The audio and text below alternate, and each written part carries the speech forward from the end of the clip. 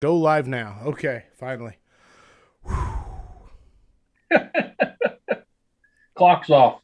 We are live, man. Pulling up the Woohoo! notes. Thank you for putting up with that, Mike. I appreciate it. Little small technical snafus we got going today. Corley Moore, Firehouse Vigilance. This is weekly scrap number 130. My guest really does not need an introduction. And so what I'm going to do here is Mike Gagliano, 33 years of experience with the Seattle Fire Department, United States Air Force, retired as a captain out of Ladder 5, remains a proud member of Fire Station 31. He's written articles. He's written books. He's on advisory boards. He travels around the country and teaches everywhere. Like I said, what I'm going to do instead of doing the whole intro thing is I'm going to read this text that I got, and this text came from Brian Brush. It's really awesome because I didn't ask Brian. Brian just sent this when he saw that Mike was coming on, and Brian hurt his ankle on the ice we had a couple weeks ago, so he's gimped up right now. But he said family is hauling me around, but wanted to say Mike goes out of his way to lift others up using what is available to him. Every year, he and Dugan bring guys onto their fire engine radio show to use their reach to promote those names that don't have the recognition. I remember how great it felt years ago when he reached out to me and made the offer. Beyond that, he passed his seat on NFPA committees onto myself and a fireman of his from Seattle. He just absolutely lives by what seems like a code to figure out any way he can help others through the blessings and work he has put in. Just an amazing guy. I do not think there could have been a better intro from a better person for a better guy than my guest. So, Captain Mike Gagliano, it is my pleasure to welcome you back to the scrap for episode number 130. Thank you, man. I don't even know what to say. Can we cut it and end it Just right there? there. I don't want to have. I'm not sure. I don't know if I can live up to that, man. Thank you, Brian. You're as good a guy as I know, and I'm so proud of you and proud of what you're doing. And I'm gonna float on that one for a long time, Right on, guys. man. I'm gonna float on that one. That was very nice. Thank you. And not to put you on the spot, but dude, when you get a text from a guy like Brian Brush about the guest, you got to read it. So, anything I missed in the intro? Anything you would like to add? No, I'm the intros I like the best are that this is Mike from Seattle. He loves fighting fires and loves being with the people that do. Let's get some. The rest of it, you know what? You'll figure out here when we get talking whether or not there's any legitimacy or not. So, Very fair. what's written on the bio page is incidental, I think. Love it. Of course, as always, I almost said Captain. Chief Kyle Romagus is in the audience grabbing your questions. So if you have questions for Mike, if you have questions about anything we're talking about, make sure and type them out. Kyle will grab them. He will throw them up there so we won't miss them. And get your questions primed and ready because it's going to be a great scrap. People are already logging in and saying, "Good evening, gents." From Hey, Jim. Kyle. And Andrew McGinn says, "Let's go." This is going to be a great scrap from Jim Platt. So here we go. We're getting started. Number one, we'll start with the questions. Here we go. Anybody who knows me knows I am ate up with culture and what builds a healthy one in the fire service. So I wanted to start out by talking about This House Rocks. Where did it come from? Tell me all about it. Sure. Well, it's a kind of a brainchild of myself and a little small quiet guy from FDNY you might know named Mike Dugan. Mike and I kind of connected over many, many years of crossing paths, teaching at various fire conferences, and we kind of gravitated to each other. We're married about the same amount of time. We got kids roughly the same age. Mine are a little older, but both of us captains in really busy firehouses.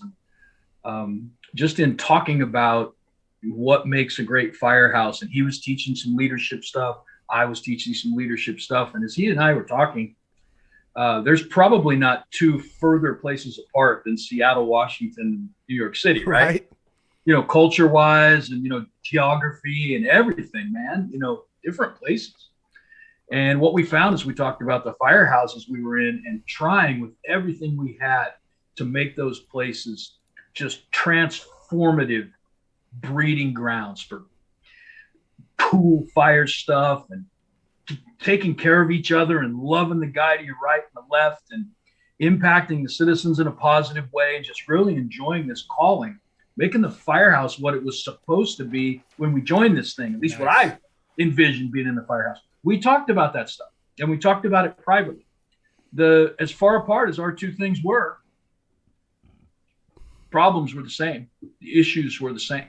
The stuff that he was dealing with in New York City was very much the same things that I was dealing with in Seattle, Washington. And pretty much as I talked to my other buddies who were teaching in the middle of the States and everywhere else in Australia, a lot of the same stuff over and over again. Yeah. And so we started comparing notes, and it just kind of seemed like maybe it would resonate if we worked on something together and built a class together.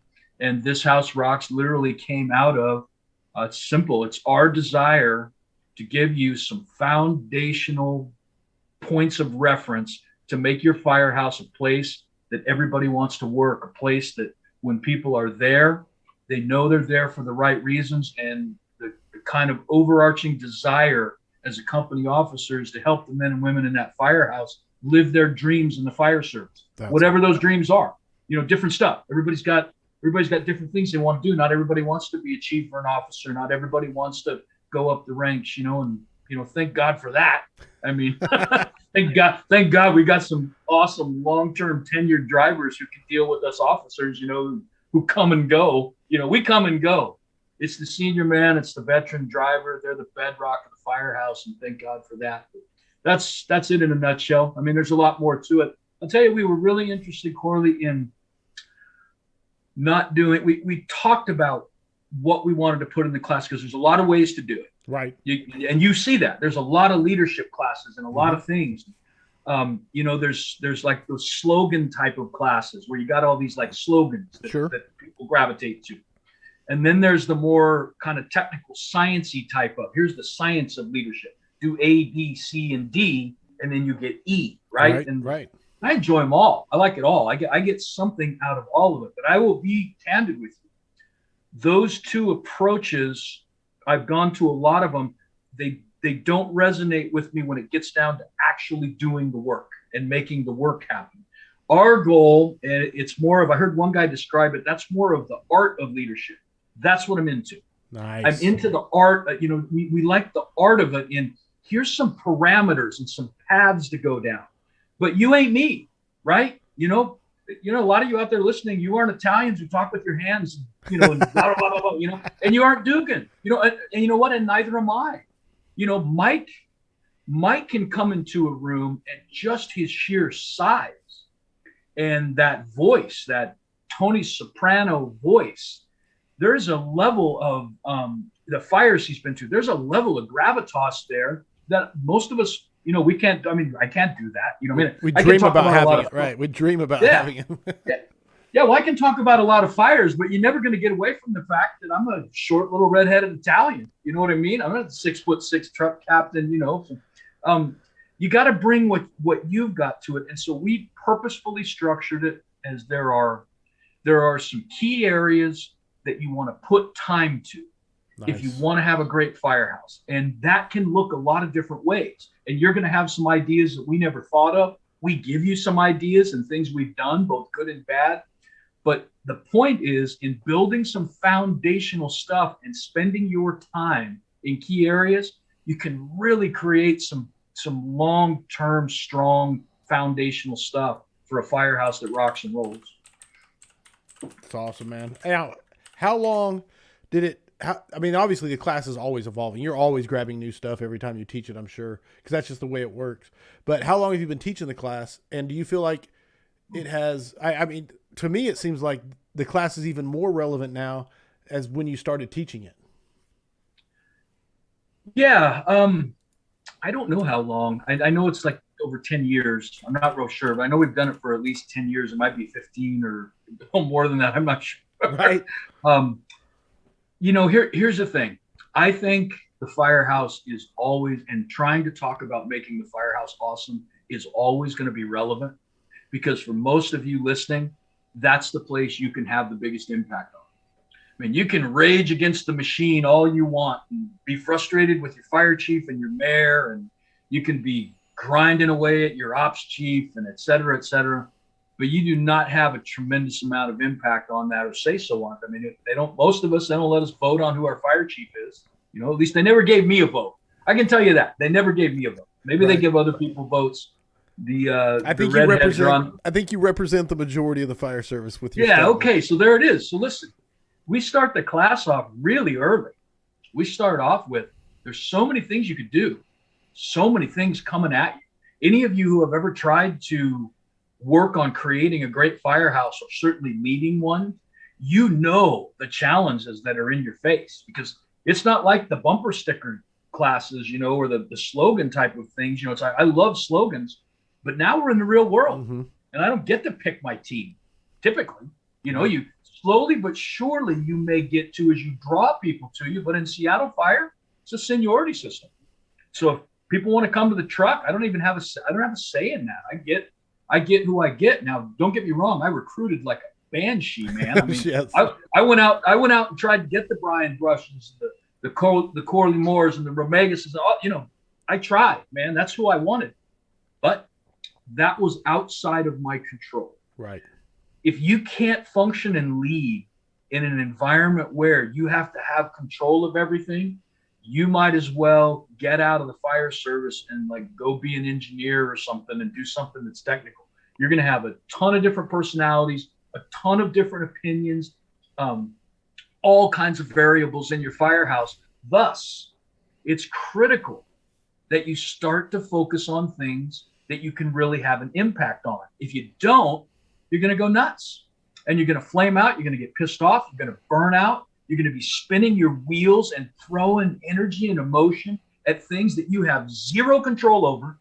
And then on the other side of that, you're going to go, man, I just spent my whole day and didn't do a damn thing. And you're going to be irritated. If you spend too much time in that trip, you're going to have a bummed out career. You're going to have an ineffective and bummed out career. The converse is true.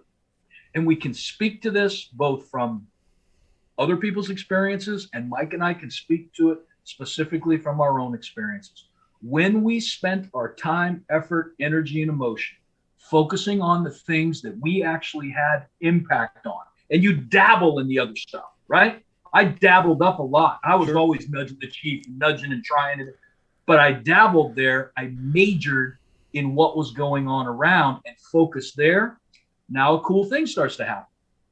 You spend time on the things we'll talk about, on your own personal responsibility. And the buck stops with you. Nice. You're not blaming everybody and you're not pointing at everybody when things go wrong or things aren't great or the culture isn't what you want it to be. You're taking some personal responsibility for your bite of that culture. Man, the ripple effects from that are positive. You know, you don't get everything you want out of that, but you start to see some positive. When you start developing and volitionally, purposefully trying to establish a house pride, this is my firehouse, you know, and it ain't perfect, but by God, it's getting better every day. And we screw some things up, but man, we do a ton of great stuff too. And we're going to talk about that stuff and we're going to highlight that stuff. Some good stuff starts to come with that. The more you do those things and the other stuff we'll talk about, my 2 hours that I spend trying to elevate the pride in our firehouse by making something in the firehouse better than it was, or reaching out like Brian Brush just did. Yes. Man, I'm still floating off that, baby. You know, Brian didn't have to do that. Spending time elevating the conversation and impacting things that you can control towards the goals you want. Now, that's no longer bumper stickers and slogans, man. That's good, hard work, and it starts to form foundation blocks that you can count on. And you start to pull people into your world to want to do that stuff as well. Now, all of a sudden, it's not just one or two. Now it's 5 or 6. Right. Now, the other guys in the firehouse that don't want that, they're starting to feel some pressure. Because before, they might have had half the firehouse on their side, not wanting to be good, being lazy, not doing whatever. All of a sudden, there's 5, 6, 7 of us, and it's getting lonely. Right, start tipping that scale. To be the jerk and to be the agitator. Yeah. Dude, getting lonely sitting in the chair when the rest of us are out on the app bay and we're doing some kind of funky thing that one of the guys saw at a fire conference. And we're looking at it and we're evaluating. Pretty soon, now there's not 8 or 10, there's only 1 or 2 guys. And they're really getting lonely. that's brother, in a nutshell, there's more to it. Sure, But in sure. a nutshell, that's kind of the intro. Okay, so I got questions coming at you from the audience. Kyle's throwing them up here. I'm going to start with from Gus Salcido. Forgive me if I get your name wrong. Hey Gus, how you doing, man? He says, what would you say step one is in the process of improving your firehouse? Step one. First off, Gus, in case everybody knows, is one of the guys who's putting together the Gone to Texas Fire Conference. If you don't know what that is, I would ask you to get on Facebook or whatever and check out the Gone to Texas Conference. So, Gus, thank you for the question. I will go with what I just said. I mean, it kind of runs hand in hand with personal responsibility. Right on. You got to decide what you want to be. You got to decide the kind of career you want. I mean, my feeling is the best place to start is to go back to when your badge got pinned on. I think that's a good place to start for everybody because everything was a little pure then, right? Yes. You know, you think about it. Look at you, Carl. You're even thinking about it right now, right? You know, Yes. It's a long time ago for you, Corley, but you're thinking about what that felt like to get that badge pinned on. And your fire department, big, small, volunteer, paid, mixed, metro, I could care less. Your fire department decided that they wanted you to be a member, and out of all the people they could have picked, they decided that you were going to be one of those members, and they put that sacred badge on your chest. That's a great place to start. Remember what you wanted back then. Remember the vibe you wanted. Remember the feeling you had to wear our badge. I mean, you're wearing our badge, a badge that has been sacrificed for through the years, and it means something. You know, it's got a compelling meaning. And when the public sees you in our badge, they're blown away. They're like, wow. You know, I don't want to deflate anybody, but I'll be candid with you. Me too. When I introduced myself as Captain Mike Gagliano of Seattle Fire, they say, what do you do? I was a captain with Seattle Fire. 100% of the time, it's some version of, wow, that's awesome. Thank you for your service. That's incredible. I admire so much what you do. I have to just say thank you and recognize it's got nothing to do with me. Right that on. doesn't, because they don't know me. Right. Right. It's a respect and a dignity that is imputed to me because of the sacrifice of brothers and sisters, many of whom didn't get a paycheck, bought their own bunking gear, got in their own cars and drove to fires, didn't have safety regulations. There was no unions. There was no safety regs. There was no quality, excellent bunking gear or training that we have. And they forged a meaning for this badge. You wear that. And on that day you're putting it on, I want you to remember what you wanted to be true. You know what? And here's what I'm betting. I'm betting there's not too many guys who put that badge on their chest and thought, oh, right, I made it. Now I'm just going to go be a lazy, pissing and moaning dirtbag turd. Right. Nobody said that. Right. Nobody said, I want to be the guy who goes in the firehouse. I'm going to go find a firehouse, and I'm going to go in there, and I'm just going to get on the table and take a big dump and say, here I am, deal with me. Right. Nobody did. Go back to that first day and think about what you wanted. I'll tell you what I wanted. I wanted to be involved with a group of men and women who rocked and rolled. I wanted to go on rides that I could go on nowhere else. I wanted to make an impact on the citizens at their very worst day. I loved sports, man. I wanted that feeling I had when I was on sports teams. Yes. And it didn't just rely on me. You know, the best running back in the world is on the ground getting smashed without good offensive linemen opening up the holes for him, right? Absolutely. The best receiver in the world cannot catch the ball if they don't have a quarterback or blockers to make that happen. I wanted that team type of thing because I'm a self-aware guy for the most part. I know I have gaps in my game. Sure. I know I got stuff I'm good at. I know I got stuff I'm not good at. I wanted to be with other like-minded people who had stuff that I didn't have. Gus, that's the starting point that leads me to now recognize you got stuff we need. Your department saw something in you, and you got stuff that this craft absolutely needs, and our firehouse absolutely needs. And if we don't get it and you hold it back, our delivery of service is less because of it. We need what you've got, man. And so if you come in with that, now we get to the point of focus on the things wherever you are in the organization that you can control. Major in that stuff. If you're the young guy, you got 6 months on the job and you're working for a crap officer right now and you're sitting and listening and going, oh, that's great. This is Disneyland. Come work in my firehouse with the turd that I've got for an officer and the 2 guys in the chair. Hey, don't feel special. There's people that are in that situation. There's just you describe it in a different way. There's people in that situation all over the country right now who are not in the optimal place that they would like to be. They're not working for the people they want to work for, and it's not optimal. So if you're in that spot, what does it mean? Are you screwed? Are you done? Do you just quit? Right. I would suggest to you, you look at the things that you can do, that you can start to do right now to make those dreams that you had in your head when you started, to make those come true. There is not a firehouse in the country right now, not a one, where if you got a day on the job or 40 years on the job, that you can't do some type of training while you're in that firehouse.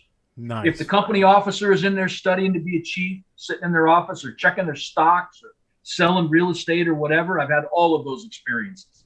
That never stopped me from being able to get out in that app bay and do another pump evolution and practice on the pump and figure out, man, what happens if this breaks? What happens if this doesn't work? And mentally in your mind going through it. What happens if the throttle comes off the rig? What happens if that pops off of there? Is there anything I can do? Get the veteran guys out there and say, what happens if this pops off? What happens if this happens? Getting the ladders and just, getting them, throwing them again and again and again. So, it feels just second nature to you. Reading, studying, spending time with the veterans. Every single bit of that is available to you no matter what the dynamic is around you. And I would also respectfully submit one other thing. Go ahead. When you start to do that stuff, I believe it's contagious. Beautiful. You might eat some crap. You might, you're going to get probably, who's this guy? Right. Where'd this guy come from? Whatever. Oh, you went to a fire conference? Don't worry. It'll wear off in a couple of weeks. Don't worry. You'll get over it. I believe that you're going to get some of that, but what you're also going to get is you're going to get guys that are watching it happen. And I believe that stuff becomes contagious. And you're not looking to change everybody around you. You're looking to change one guy. Beautiful. If you can get one guy interested in that pump operation you did, and maybe he gets interested because you gave him the respect and dignity to say, hey, I don't know what to do here. Can you show me? And now that guy gets to invest in you. And all of a sudden he's got a stake in you. Now you got 2 guys. Right on.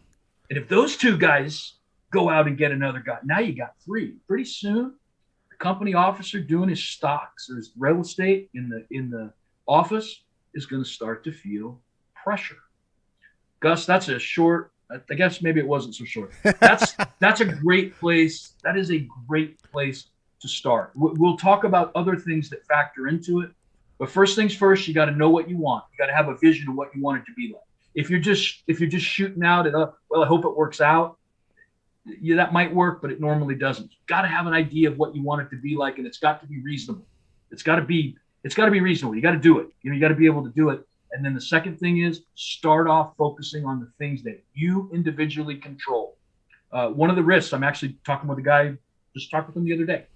One of the risks is in being frustrated with what's going on around you, you can become a big part of the problem because you're so frustrated that things aren't the way you want it to be. And even if you have good ideas about what you want it to be, you can be so frustrated, you just become the pissing and moaning and whining guy. Adding to the negativity. Yeah. You've worked with that guy, I'm sure, and you add to it, even though what you want is good, the way you're going about it destroys it. No, dude, if you're not fired up after that answer, I don't know what else the fire service can do for you, because that was a beautiful, well articulated and in-depth answer for how to get started. And it starts with remember that feeling of the badge. Closely tied to that, so I'm going to read this question to you. It comes from Jim Platt. How do you start to create a quality firehouse culture without getting burnt out before the changes get started? So like I said, pretty closely tied to that one, but I wanted to throw it at you. Yeah. Jim, thank you for that. I appreciate you hanging out.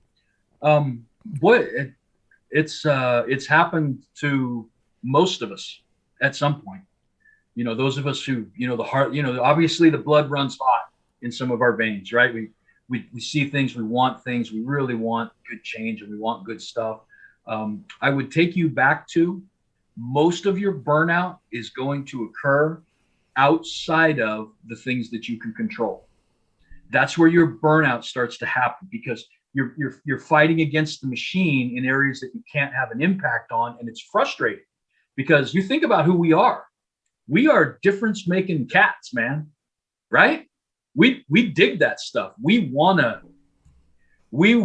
to be up at the plate. Yes. Ninth inning, 2 outs, bases loaded, full count, crowd screaming. We want the bat in our hands. That's at least that's who most of us are. We want to make a difference. And when you're not, that frustration can build, and that's where burnout starts to happen. And then I would offer you one other thing that's equally as true. As a difference-making type of individual, which I assume most people who are going to listen to this or spend time listening to this, I would assume you are difference makers. You're that type of person. You're the type of person listening to this, probably somebody who I'd recruit pretty hard to my fire company. No, that's solid, man. And I don't think you get a better compliment from Mikey G than that compliment right there. 100%. Well, and here, hey Corley, here's the risk. Go. You have got to recognize the dangers of the good part of your nature. And the good part of your nature is you're interested in a lot of things, and you probably have some skills, right? Yes. You're going to really have to discipline yourself, and you probably need people around you to help you with this. Your spouse, your mates, the people that you're accountable to, whatever you've got that is your accountability. You need to have some checks and balances in place about what you take on and what you don't. It's got to be a manageable bite of a manageable amount of work, or what ends up happening is you start doing a lot of stuff crap. And I got that badge lots of times, gang. I mean, I got that badge lots of times. I mean, here's an example of what it looks like. I remember the Seattle Fire Department. I'd gotten to the point where I was getting to do a lot of cool things. The Seattle Fire Department came and said, "Hey, we want to do a strategic plan.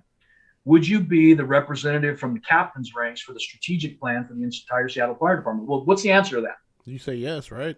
Man, yeah. Absolutely. Boy, I want to be in that room to kind of be a buffer for the crazy stuff, the political stuff that dominates.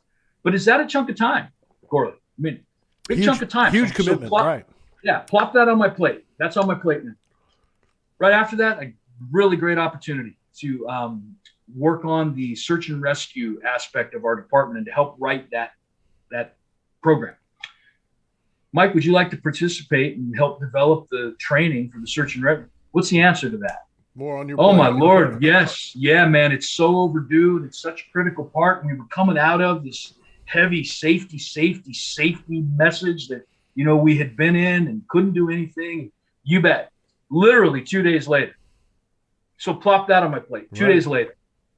Services called and said, "Hey, we're going to buy new ticks for the department. Our ticks are garbage," which was true.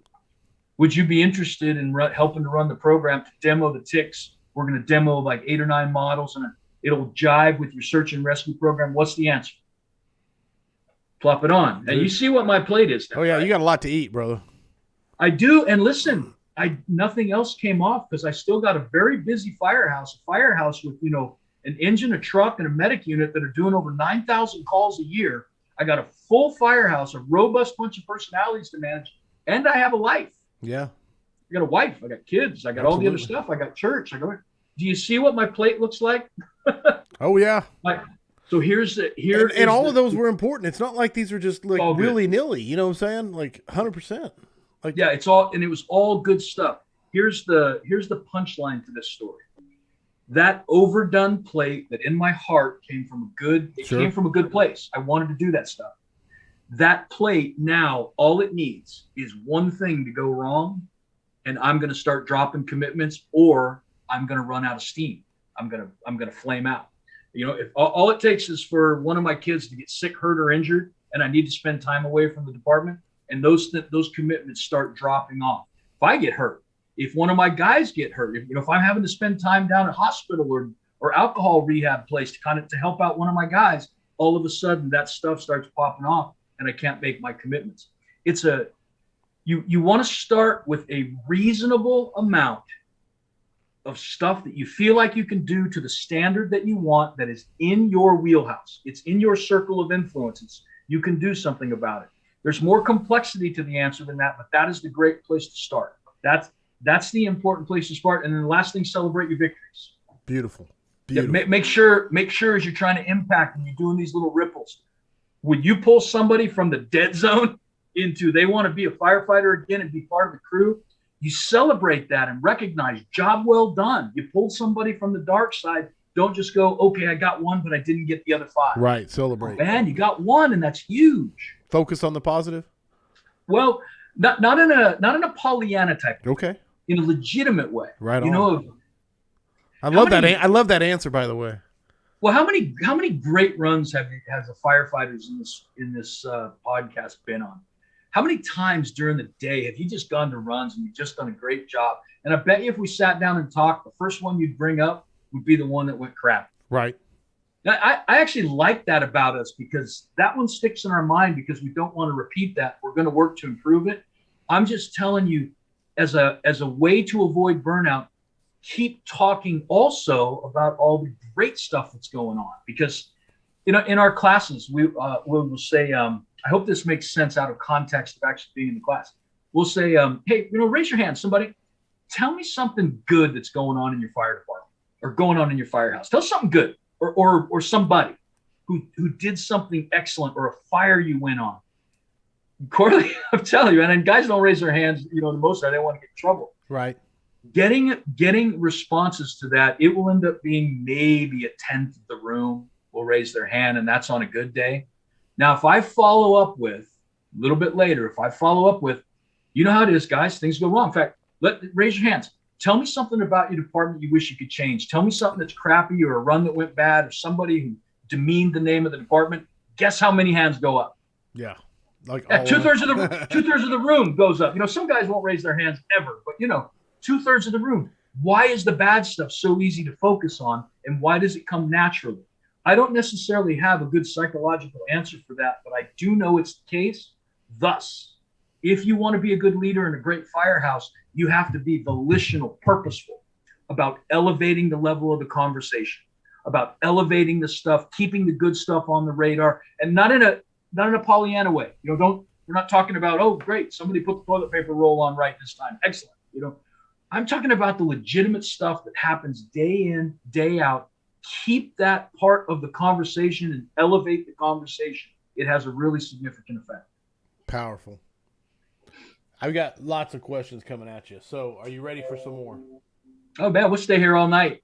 As long as you let me take a bathroom break once in a while. I'm older now. Whenever you need it. Chris Kent asked, as a lieutenant, how do you jumpstart a captain to be more aggressive? So he's talking about you're not the guy in charge, you're under him. How do you push up? How do you lead up? So go ahead, Mike. Yeah. Great. Chris, thank you. Great question. I don't want to keep going back to the same thing, but Chris, don't burn out trying to punch up all the time. I have those scars. Most of my scars in my career, most of my burnouts were the guys were usually great. It was punching up against the leadership, and then some of that was your responsibility. It's my responsibility as a captain. Make sure, first things first, that you are focusing on your role in the firehouse and that you're doing an excellent job in your firehouse. Make sure that you've got that squared away before you start looking around. And I'm going to assume that's the case. We've talked about that enough. Focus on what you can control. The very next thing that I have always appreciated as a company officer, I have always appreciated the idea in a firehouse of having a leadership team. And so I was the station captain. The buck stopped with me. I was responsible for both the engine and the truck. I had an engine captain, but I was senior. I was the station captain. When something went haywire in the firehouse, the chiefs came to me. They didn't go to the other guy. I tried really hard with the other captains and lieutenants to spend time with them and meet with them and create a leadership team. Nice. Not just the central figure at the top that makes all the rules and this is what you shall do. There's a little bit of that decision making that you have to do, but I wanted us to approach it as a team, and I would request that of your captain. And I would ask them to start to try to create that vibe where you are talking together as a team. Now you got some allies. Now you got some other folks, and you're moving as a team. It's great for the guys because they don't have one set of rules on A shift and one set of rules on B shift. You've got a team that's working together. Now you just have the flavors, right? Every shift's going to have its flavors. I'm a big believer, Chris. I'm a big believer in behind closed doors, eyeball to eyeball. All this stuff is gone. Captain, lieutenant, bars, all this other stuff. It does have meaning, but when it comes to leadership, I think it has a very diminished meaning. If you're going here to make them follow, boy, oh boy, you're in for a long ride, and I don't think it's going to be the type of environment that you would want. Behind closed doors, showing respect, sitting down with your officer and from your heart telling them, here is what I want us to be. Here's the way I want things to be, and it will never be that way if I don't get your help. Those types of conversations that I have had with fellow company officers, those types of conversations that other officers have had with me about things that they wanted to see change, totally goes a long way towards giving you a shot at being successful versus doing it out in front of the guys or doing it behind their back. And a lot of disgruntled lieutenants and senior firefighters are doing that. You want to see change. The officer isn't what you think you want. And so you start to do this build, from the ground up mutiny amongst the firefighters. I'm telling you, if you do that to me, you got a formidable foe on the other side of that equation, because I got some teeth too. Versus behind closed doors where we can just have a conversation as human beings, you got a much better chance of articulating your message to where I will hear it. And I may tell you some things that are true about our firehouse or about our department or what we can and can't do that might temper what it is that you feel like is the right thing to do. Maybe we can move forward and do it together. But I think giving that respect is really important. And then let me go to the reality for some people out there. Some of you just work with somebody who's dead. They're dead. And there is no bringing them back. They're caustic. They're toxic.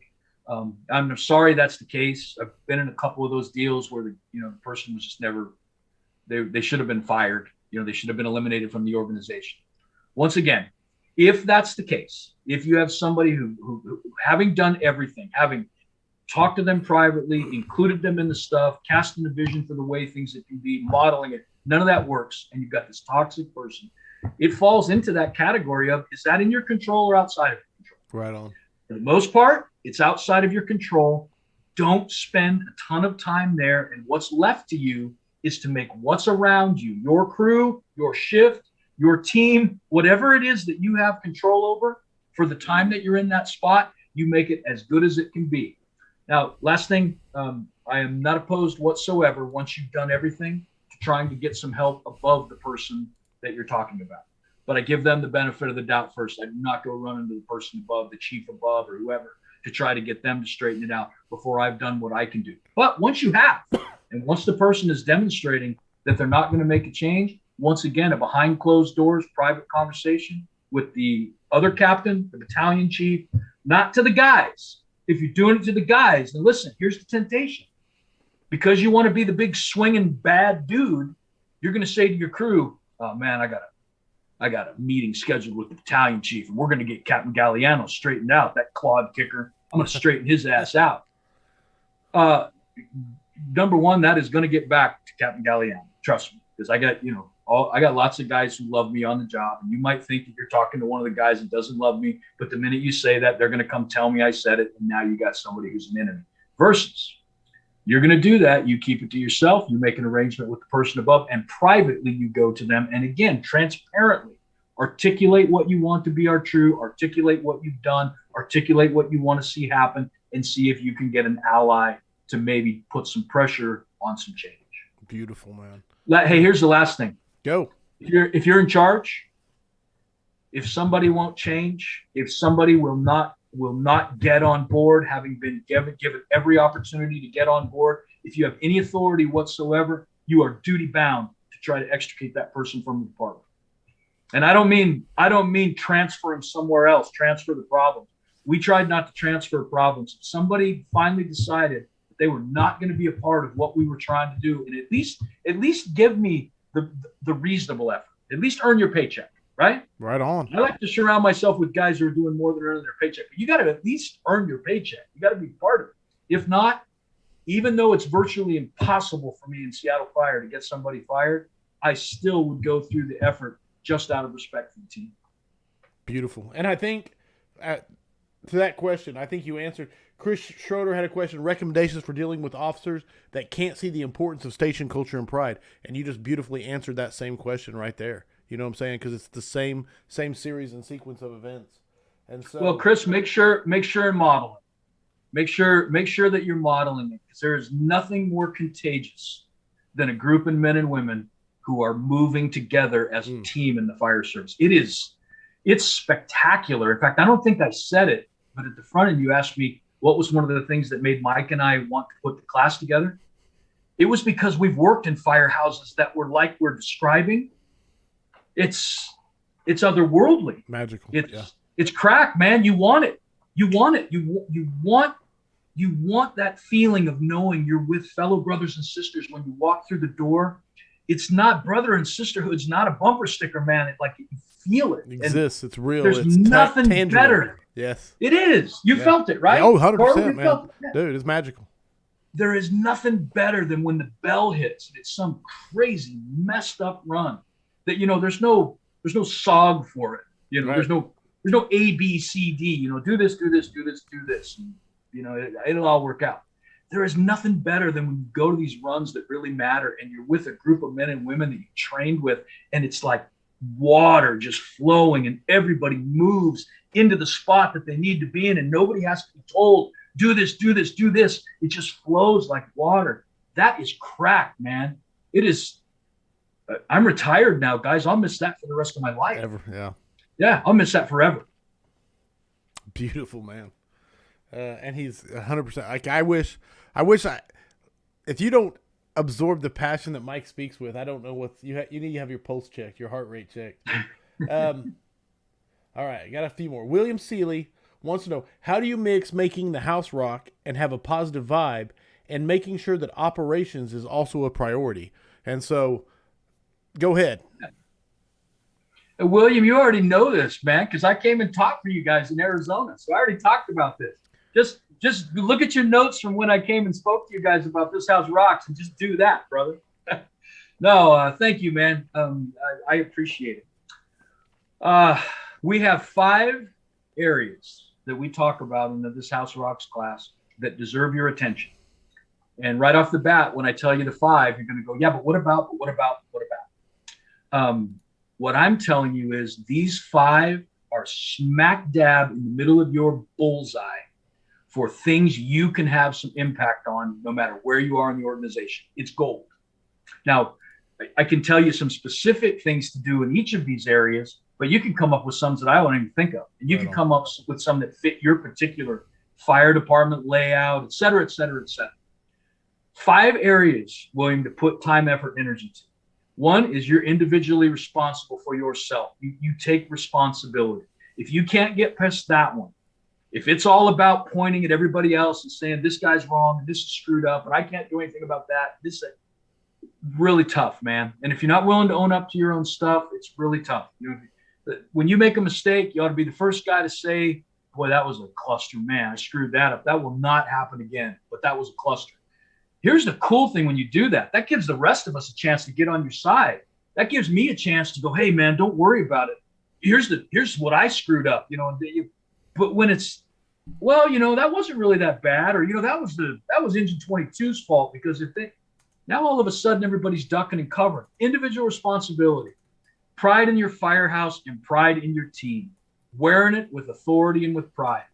You've got to develop trust, and we'll talk more about trust, but there has got to be an ironclad trust and knowing that the men and women in your fire company have got your back, that you can count on them, both relationally in the firehouse where you're going to spend most of your time, but also professionally on a technical level, that they're competent. And you know that when you're up on a ladder with them or up on a roof, they know what they're doing. And when they're swinging a chainsaw around, they know what they're doing with the saw, that there's sets and reps to back that up. Teamwork, being able to function as a team and operate as a team and recognize strengths and weaknesses and the ebb and flow of a team. And then the final thing, William, as you full well know, is training. Training's got to be a priority in a well-running machine. It's got to be one of the things that we feature. It's not the only thing. And it's one of the things that can kind of even almost be overdone because most everybody can feature training. Some of the other stuff, developing teamwork and trust, is a little bit harder. Right. So that gets pushed to the side. If all you're doing is training all day, there's a lot of things that are being missed along the way. If you'll put time, effort, and energy into those things, and on the training side, if you'll train to a standard of the basic skills being absolutely bomb-proof, if you'll work towards that, we describe it as a flawless execution of the basics. Beautiful. When you put your SCBA on, man, it looks like, a beautiful dance. It doesn't look like, it doesn't look like a jigsaw puzzle with the pieces missing, and the straps and whatever. That comes from doing that thing 1,000 times. Just doing it. And yes, screwing it up along the way, messing things up. That's how you learn, right?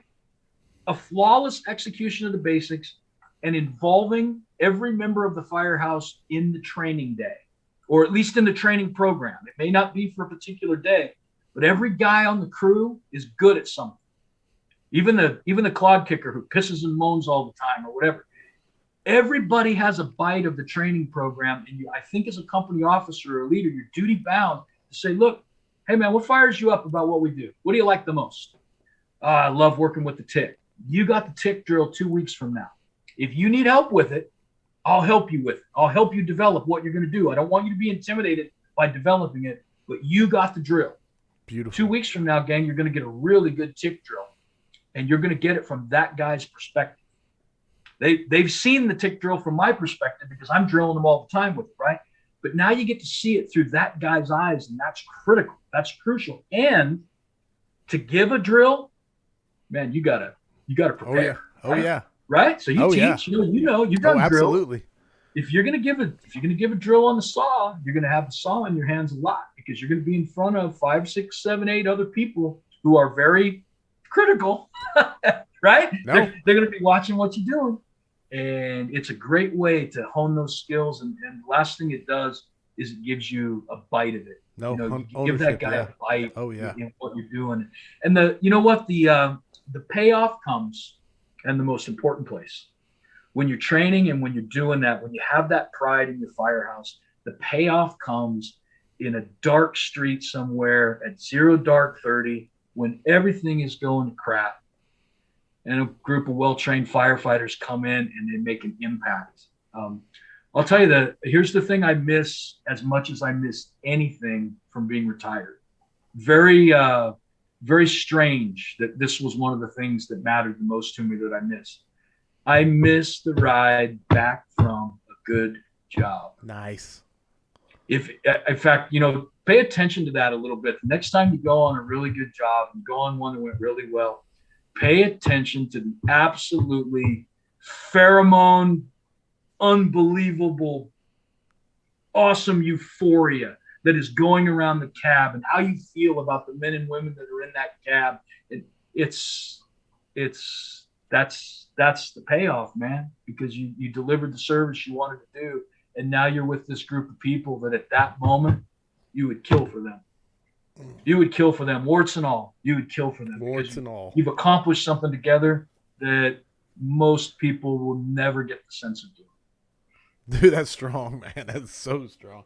I miss that, dude. I miss that. That you don't just replicate that out here in the regular world. And I get to do a lot of fun things. I get to hang with a lot of cool people and do a lot of cool stuff. But boy, enjoy that while you're actually on the job and doing it. All right, I got other questions. Valerie has a question about lessons you learned later in your career, but it's kind of one of the final 5 questions I have for you later on, so I'm going to save that one. Eddie Ivy wants to know, what do you do when you get in trouble for training on your own, or for training on skills that the department does not do or use? Yeah. Okay. As far as getting in trouble for training on my own, I want to be careful how I answer this. I don't want to get anybody in trouble. Fair. That's fair. We have a term in Seattle Fire going, I'll gladly sign those charges. So when we get in trouble for bad things, we get what's known as charges. You call them whatever you call them, and they do whatever they do. We get written up, or they take pay away from us, or we get days off or whatever, all the way up to getting fired. I would relish signing charges that said this individual was training and I told them not to.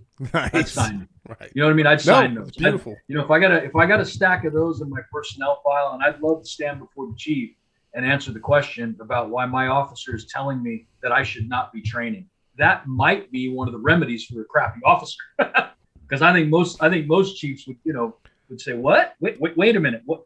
Am I reading this right? What? Here's the second part to your question that I think is a little more difficult to answer.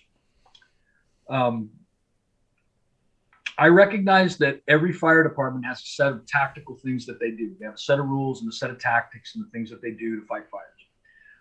I think it is okay, and I'm desirous of going out and learning new tips and new techniques and new things that work and those types of things. That's fantastic. And I hope you do that the rest of your career.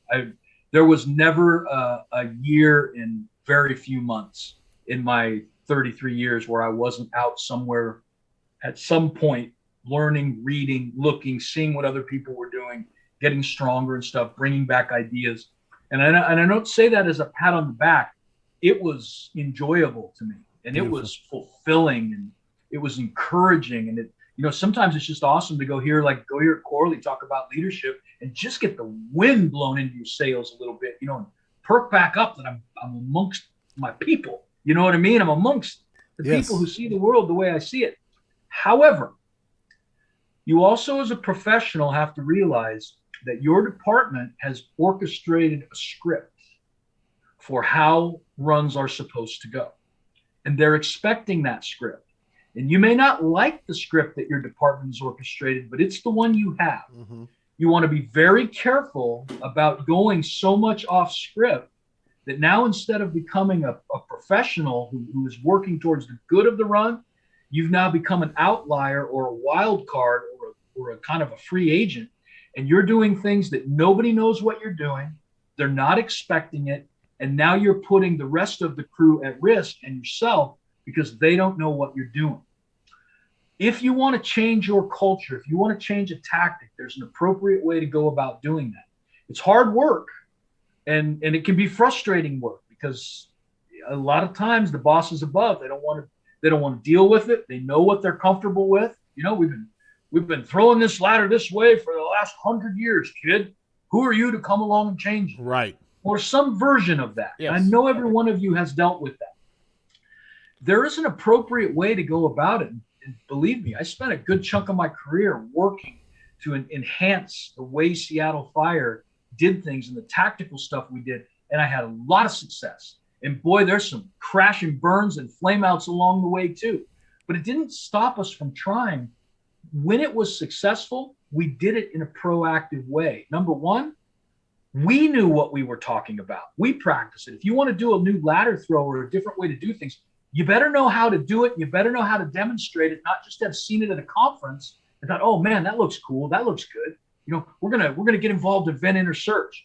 You do not do a positive proactive vent inner search by watching it on a video or doing it a few times at a training conference. You got to come back and you got to practice and practice and practice and practice. And in different types of scenarios, different types of windows, window level wise, size of windows. Do it on a grade. Do it with landscaping that is just a nightmare.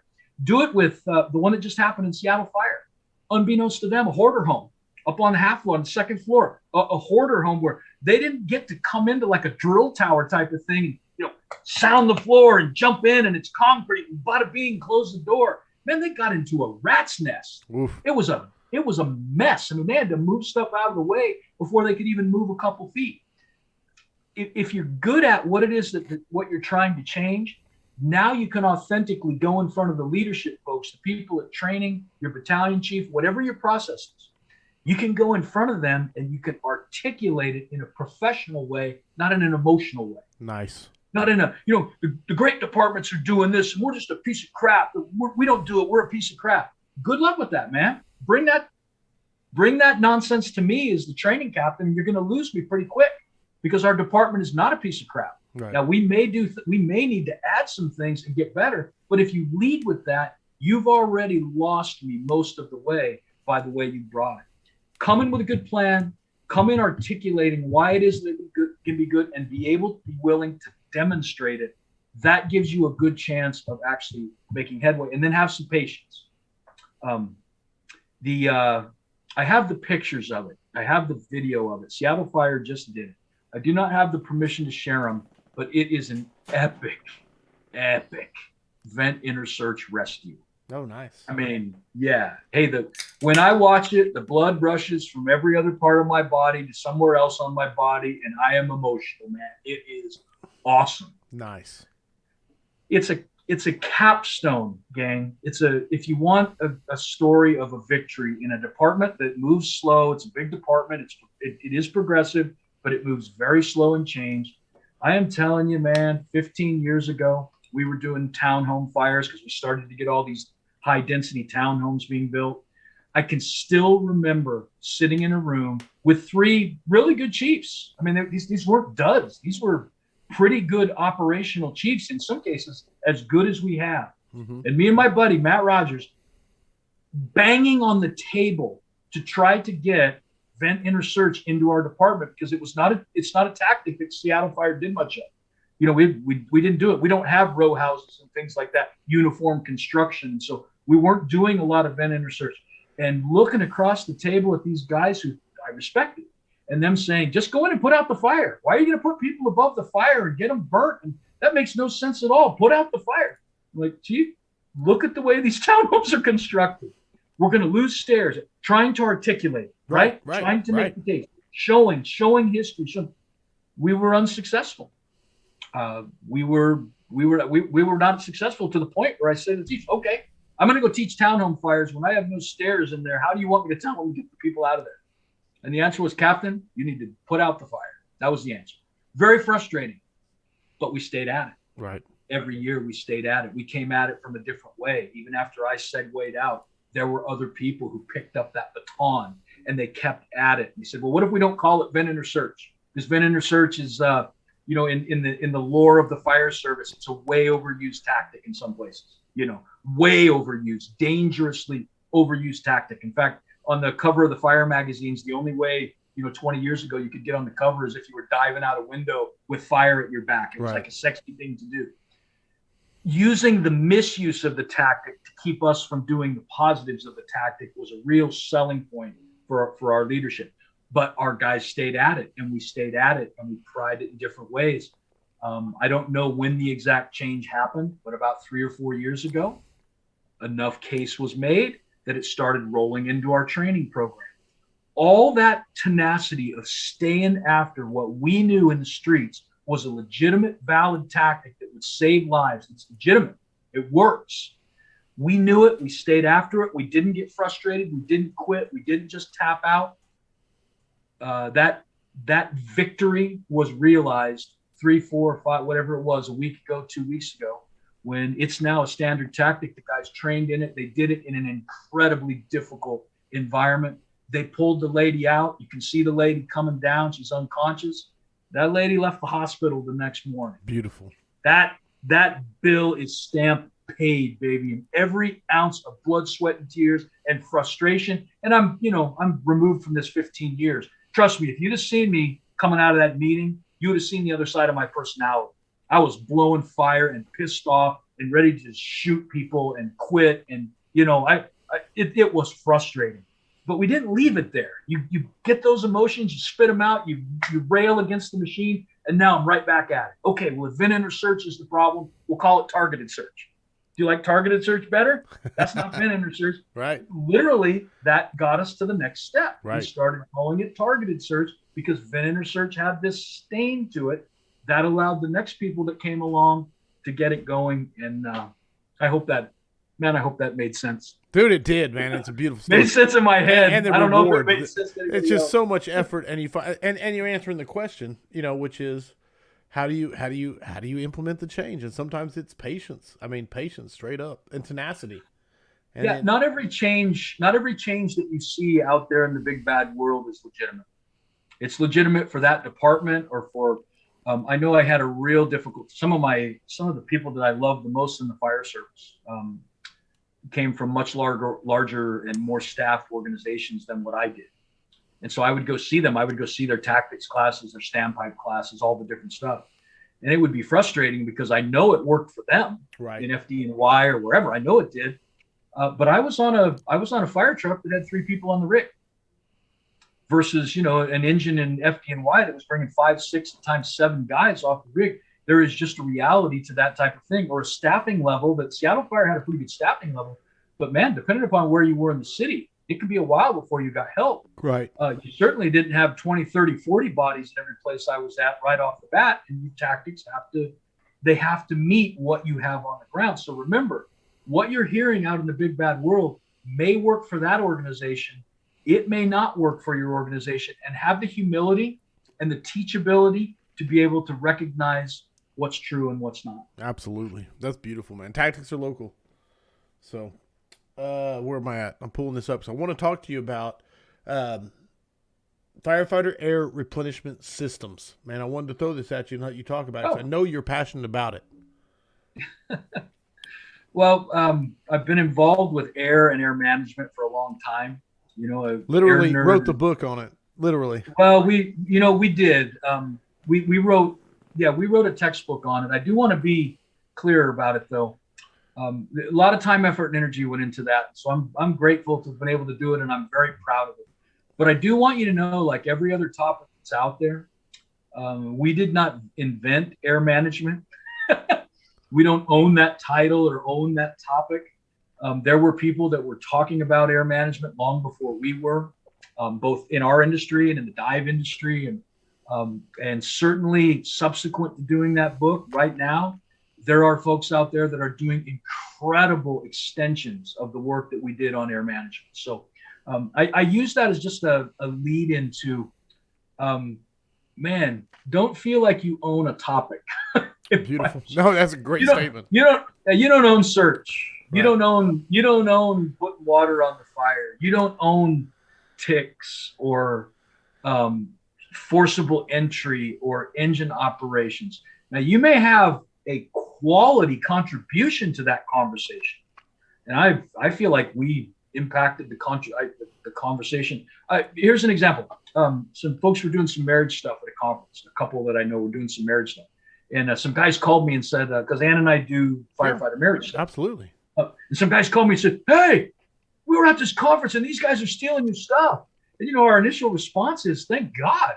I mean, thank God there are other fire couples out there, and not just the 2 dopes from the West Coast, that are talking about and sharing their story in a way that other folks might relate to their story way more than they're going to relate to ours. That's extending the craft.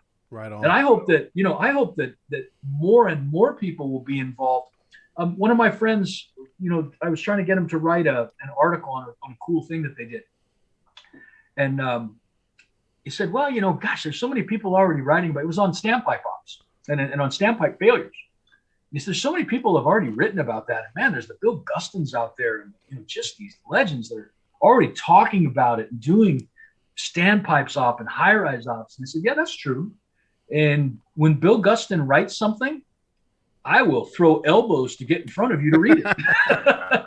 Because, it's going to be good, and it's going to be substantive, and it's going to have teeth behind it and experience. He's one of my favorite authors in writing things. However, I'm seeing it through Bill Guston's eyes. I've never seen it through yours. I've never seen what you see and the take that you have on it from your department in that situation. And I'm telling you, it's critical for the craft that I do. It's critical that I see leadership from your eyes, Corley. I want to see leadership from your eyes. And then I'm going to go listen to one of my mentors, John Norman, and I'm going to see it through his eyes. And I get some stuff every time I do it. That is absolutely critical and essential to making that happen. And you'll have to remind me because I get fired up. What started this question? Air management systems. Air management. Okay. Yes. There we go. So I'm in air. We're all about rabbit holes here on the scrap, so you can go anywhere. I believe in air. I believe air is what gives you the permission to be into the environments where our work gets done. That's your permission slip. And when you run out of air, your chances of surviving the incident go down dramatically. They really do. There's a lot of things that kill us. If you add out of air to that equation, your chances of surviving historically go down dramatically. So I think air is a big deal. It's an important thing. It's not a sexy topic. It's not as sexy as water and fire, So that's why I think it's kind of been diminished through the years. Just in a nutshell, firefighter air replenishment systems. This got on my radar. I wish it had gotten on our radar when we were writing the book, but I'll be candid with you. We were tilling some really hard ground to try to even get people to listen to the air management message. Sure. Really, really hard ground to try to get through. Now it's the ground's tilled and everybody gets it. You need air. You need to manage it. You need to have a reserve. So it's a little bit different. The air replenishment system is for bigger structures. It's for high rises. It's for big boxes. It's for tunnels where you've got a lot of distance to travel and you're going to burn a lot of air getting there. Or even if you can be off air a ways, it's going to take you a long time to get back and it can be a problem. This was true with water. Water was carried up manually for a long time in buckets and whatever, or manually laying hoses, until we started to realize if we can put a fixed piping system into these buildings and get a standpipe with pumps to support them, or from a fire truck, we can pump that water from the ground, and it eliminates a time waster, a lot of arduous work to get water to a level up above on 8, 10, 12, 15, 20, or down, this long ass tunnel, or, across a big box structure. If we always have to physically lay it, there's work involved in that. Sure. And time, and labor, yeah. Firefighter air replenishment system, FARS. FARS is that in a nutshell. It's a standpipe for air. It's air supplied in the street, either through a mobile air unit or through a cascade system. It goes through fixed piping, and it is delivered to 2 different delivery methods at the upper floors where you need air. One is a rupture containment type of vessel that you're used to seeing in your training divisions, where you put the bottles in, you spin it around, you fill the bottles, you take the bottles out, and put the bottles on the pack. The second one, and it's the one that I would love for you to get fired up about, and I would love for you to reach out for me, and we'll figure out a way to get the message in front of your chief. I want you to imagine going to the biggest fire of your life.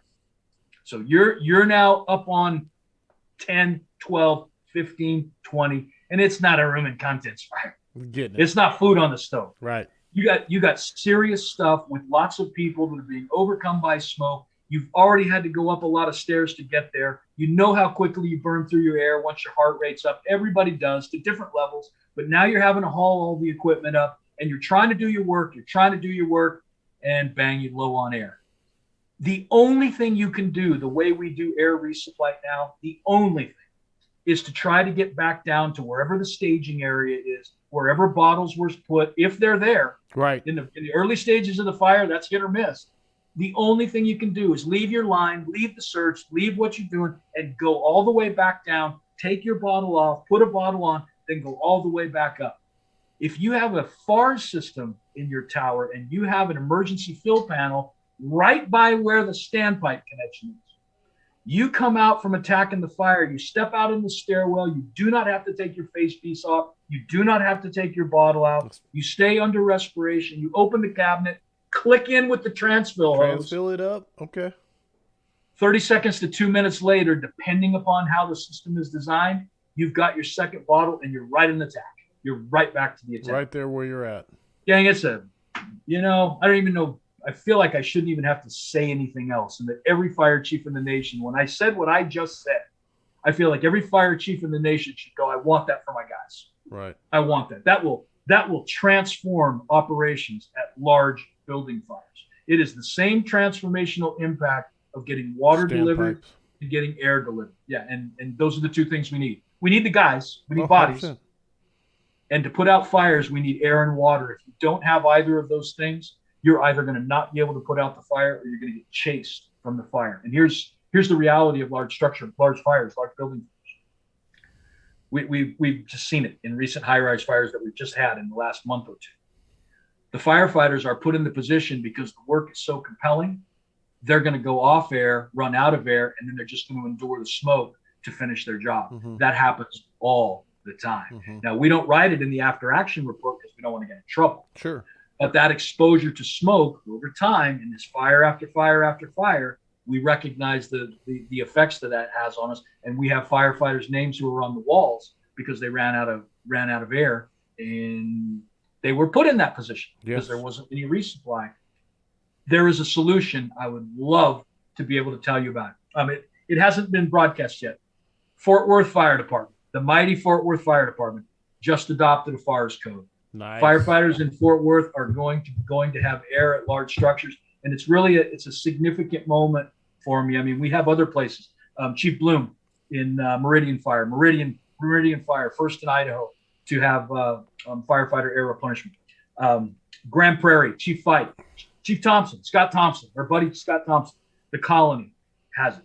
McKinney, Frisco, Sam Greif in Plano in Texas has it. Alan Brunacini was a big proponent when he was the chief in Phoenix. So they're all over the place. Fort Worth is significant because if you look at the cover of our air management book, the firefighter that you see tumbling out of the window who's burnt up, smoked up, and out of air, that is Bart Bradbury from Fort Worth Fire. And all these years later, it's significant that Fort Worth Fire has now adopted an air code. Very nice. Very nice. Yeah. Dude, you're passionate about it, man, and it's a great, great cause. Is this a moment where we can break for a minute? Are you ready? Go for it. Yeah, I'll do housekeeping. Hey, here's what I'd like you to do. Okay. I'd like you to talk to him for a minute about what I just talked about. What resonated with you, and I'll listen. The firefighter air replenishment. No, system? I'm sorry about the culture stuff. Oh, the culture stuff, dude. You said it best when you said the wind in the sails. When I hear someone else that, I agree. I don't want to sit here and say I say everything you say, but when I hear you say it, it just puts the winds in my sails and saying I know I'm going the right direction. Does that make it's that affirmation of just want to say thank you, thank you. And well, I'll be back in a minute, brother, and we'll pick it up. Go do your thing. Okay? I'll do the housekeeping I do at the end. I'll do it now instead. All right. So we're going to come back and talk about the art of the go, no-go process, his rescue profile, building profile, fire profile, and the constant loop that he uses. So if you're hanging around on this Saturday evening, Mikey G will be back to talk about that. So the other stuff I want to say, and I'll probably say it again at the end, but I'll say it now. If you want to support the scrap, go to firehousevigilance.com. Go there. Shirts, merch, all back in stock. It's still hard to get Richardson hats. It's a broken record. But, yeah, Richardson 112s, hard to get a hold of. But they are some of the more popular hat colors are in. Coming up next, Rob Fisher next week when I get back from Georgia, followed by Chief David Rhodes. So March is killer. It's going to be an awesome March. If you see me any of the conferences, tell me, hey, let's get a picture. Mutts don't scrap. I'm getting ready to make the North Florida Fire Expo video and post it up. And other than that, if you think the scrap brings value to your firefighter life, go support the show, firehousevigilance.com. I want to say a huge thank you to Kyle Condiff and his support. He is huge for spreading the word on diabetes and the first responder world. So Kyle Condiff, absolutely thank you, brother. And that's all the housekeeping and perfect timing for all the housekeeping. I gotta get a throat lozenge, man, or I'm not gonna have a voice to finish up. So well, I told him that you were gonna come back and talk about the art of go and no go. And so that's where we're headed right when you got back. Okay. Well, beautiful segue.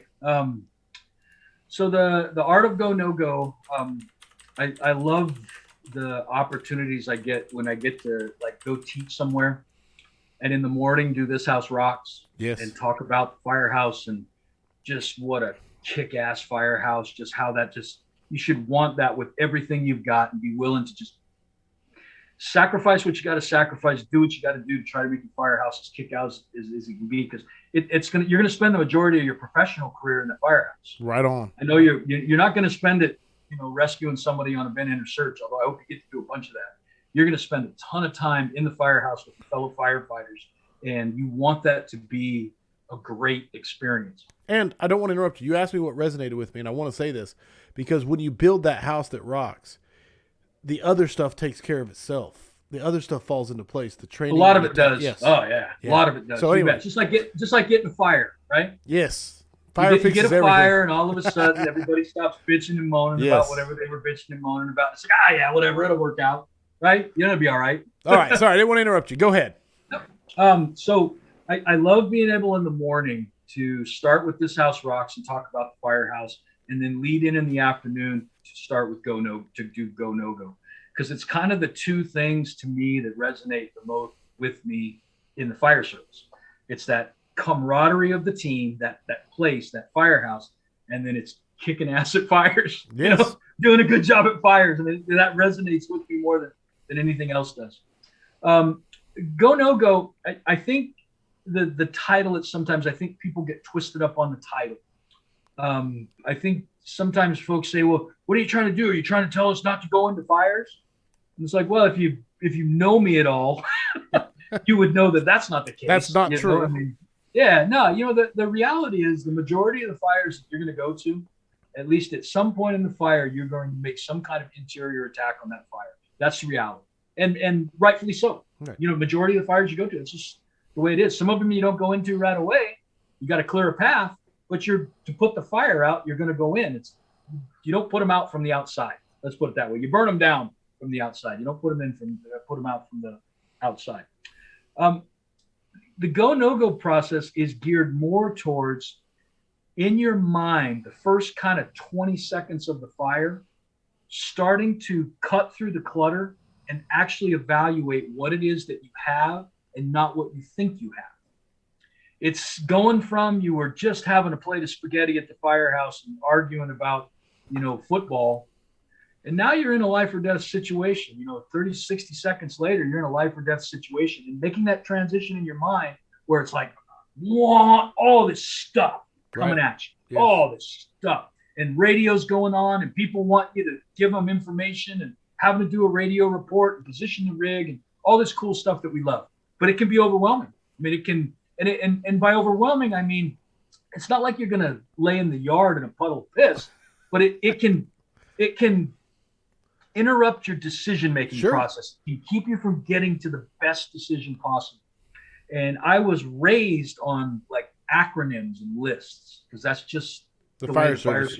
Yeah. Maybe you guys are that way too. Yeah, yeah, so absolutely. Like Cole was wealth was one of them, yep.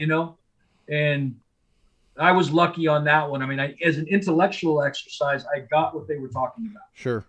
As a practical exercise, when you're a half dumb truckie trying to remember the C, the O, the A, and the L in the middle of the night wasn't going to happen. So that one disappeared. But the one that I was raised on was Recio. So Recio, and then because it wasn't complicated enough, I had to complicate it. Recio VSAW. I added V, S, A, and W. Ventilation, salvage, access, and water, because Recio didn't cover those, and those were important in my process. In your head, yeah. Well, so here's the thing. You know what that process was for? It was for promotion. Okay. That's what it was for. Because I wanted to become a lieutenant. I'm being an acting officer. I'm trying to, learn how to set up things at fires and do a good job. But to become a lieutenant, I got to pass this damn promotional test. And I'm going to have 3-4 guys like you, chief officers coming from out of town. They're going to be sitting across from me, and they're going to put a fire up. And I got to answer all the questions that are on their sheet, right? Does this sound familiar to everybody? Absolutely. Okay. The formula allowed me in the 2 minutes to kind of sequentially go down the list and try to check all those boxes, right? And I don't know what's on those boxes. I only have an idea of what's on them. So I go right down the list and I try to think, okay, rescue, okay, exposure, okay, extinguishment, da, da, da, da, da, da. You go right down the list. And since I don't know what's on that list, I'm just spitting crap out, right? Every one of you has been promoted. Don't tell me you didn't do that. Hell, I'm going to call in a helicopter strike, because that might be one of the boxes, right? Well, now you go to a real fire. And what happens to that checklist? Right. It's out the window. Oh, I never once at a fire used Recio VSAW, went through never once. And we screw ourselves up because we practice that way. We practice our training that way. We do that again and again and again. Then we get to the fires and our heart's pounding and the adrenaline is surging. And the fire that we have in front of us is not like the fire that was on the checklist. It doesn't follow a checklist. It's got its own unique little things. I was really frustrated. And so in being critical of the checklist mentality, I have always felt like you try to if you're going to be critical of it, try to come up with something that works. Nice. So I started to go back through the fires where I did a really good job and put those against the ones where maybe I didn't do quite as really good as I wished I would have done. What was the difference? How did I get out of first gear, get to second gear, get to third gear? How did I get past that initial clutter of stuff and get to a good tactical decision that actually worked? That process, this process that I used, it came out of that. Nice. It also came out of my belief in the there's more to it than just this, but the recognition prime type of decision-making model where you've got a slide tray in your head, sure. You're peeling from that slide tray and comparing. It came from that, but there's more to it than that. I cannot remember a lot of things, especially when my adrenaline's pumping. I can't have a big, huge process list and try to decide between 10 things or 20 things. I can't do that. Those of you that are trying to do that with some of the loop stuff and that, what you are actually doing is you're trying to decide between 10 different options, what's the best. And what you're doing is you're finally going, no, I got to make a decision. I'm going to take that one. Right. That's what you're doing. You're not legitimately comparing them. But when I narrowed it down to 3 things for me and the 3 critical parts of the fire, there are other aspects to the fire, but these 3 areas jumped out as kind of the broad things that you need to kind of know what's going on, especially in the front end where you don't have all the information. It came down to, for me, rescue, building, and fire.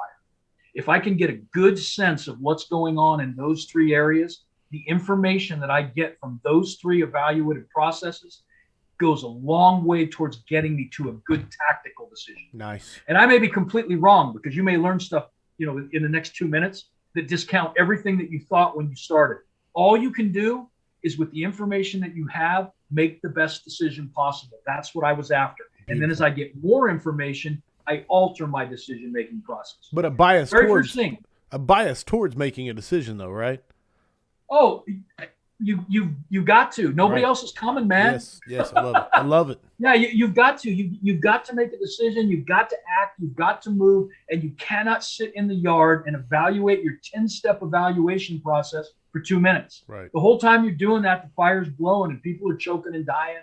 And, you just can't do that. You've got to get to a quick decision-making process, getting out of first gear. You got 20 tactical options. You got to do one of the 20. Beautiful. This process is geared towards helping you decide which of those or which couple of those are the best options, and then moving and then going forward and then evaluating the process.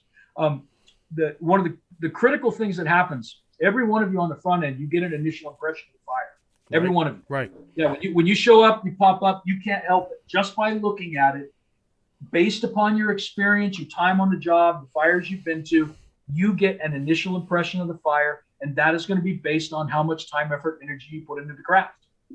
If you've studied, if you've gone to classes, if you've been to fires, if you have more experience, if you're purposeful about learning how to attack fire, what works and what doesn't, your initial impression is going to be better than the guy that doesn't.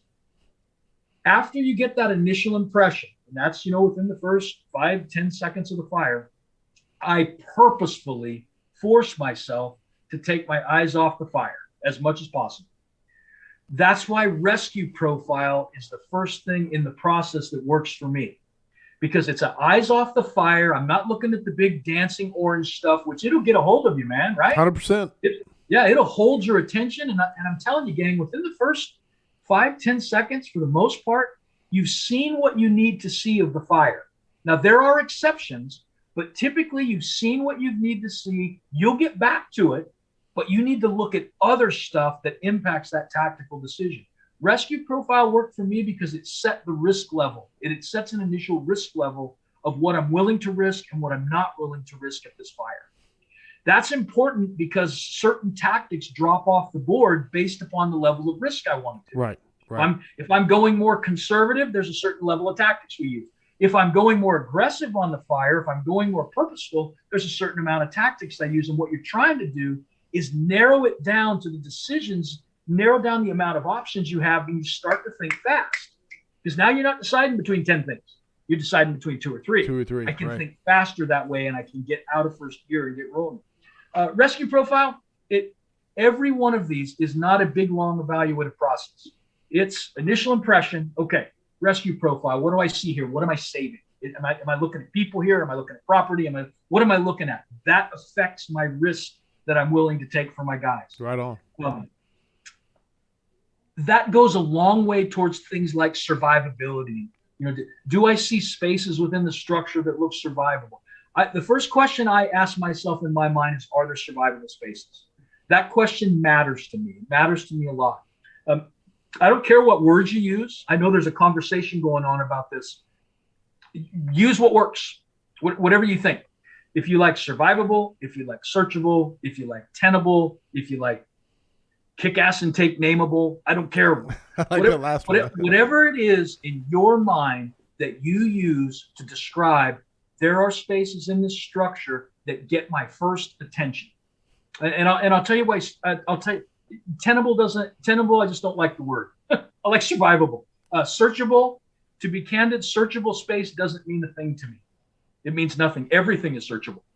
Every space is searchable. Some of them we have to make searchable, but every single space in the structure is at some point searchable. It doesn't help me to narrow down where my first effort goes.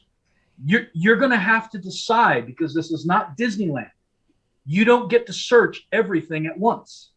You can't do it. Right on. And particularly when you're coming on an engine, a typical fire department, when you're leading in on an engine with 2, 3, 4 guys, you're going to have to decide what gets your first attention. Now, as more bodies arrive, you can divvy out more assignments.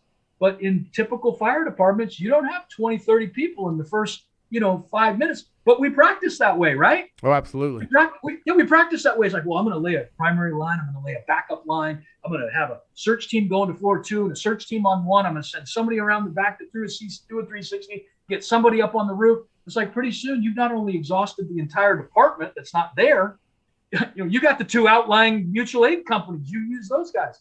And what in fact you have in the street is you got 3 firefighters. Mm-hmm. And you're going to have to decide which spaces get your attention. Where do I go first to give me the best bang for my buck? What tactical decision sets up a good foundation for this job to develop as other bodies start to come? Right. That's why survivable spaces really works well for me.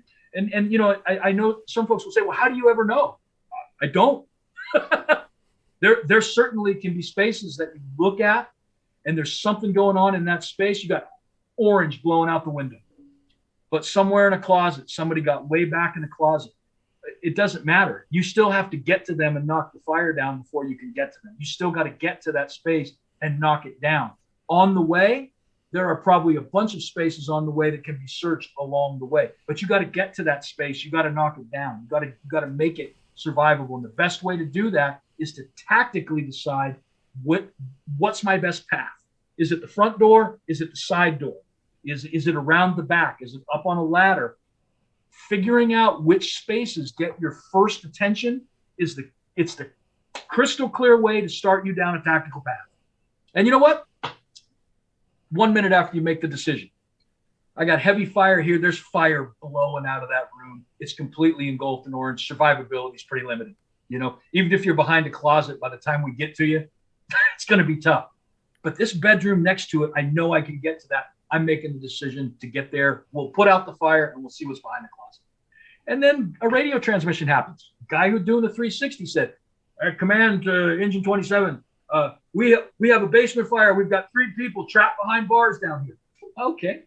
Right? I got some new information. Yeah, no doubt about it. I'm going to adjust my tactical decision with the new information I have. But because you're not following some damn checklist that tells you to do A, B, C, and D, you can respond fluidly to the information that you're getting.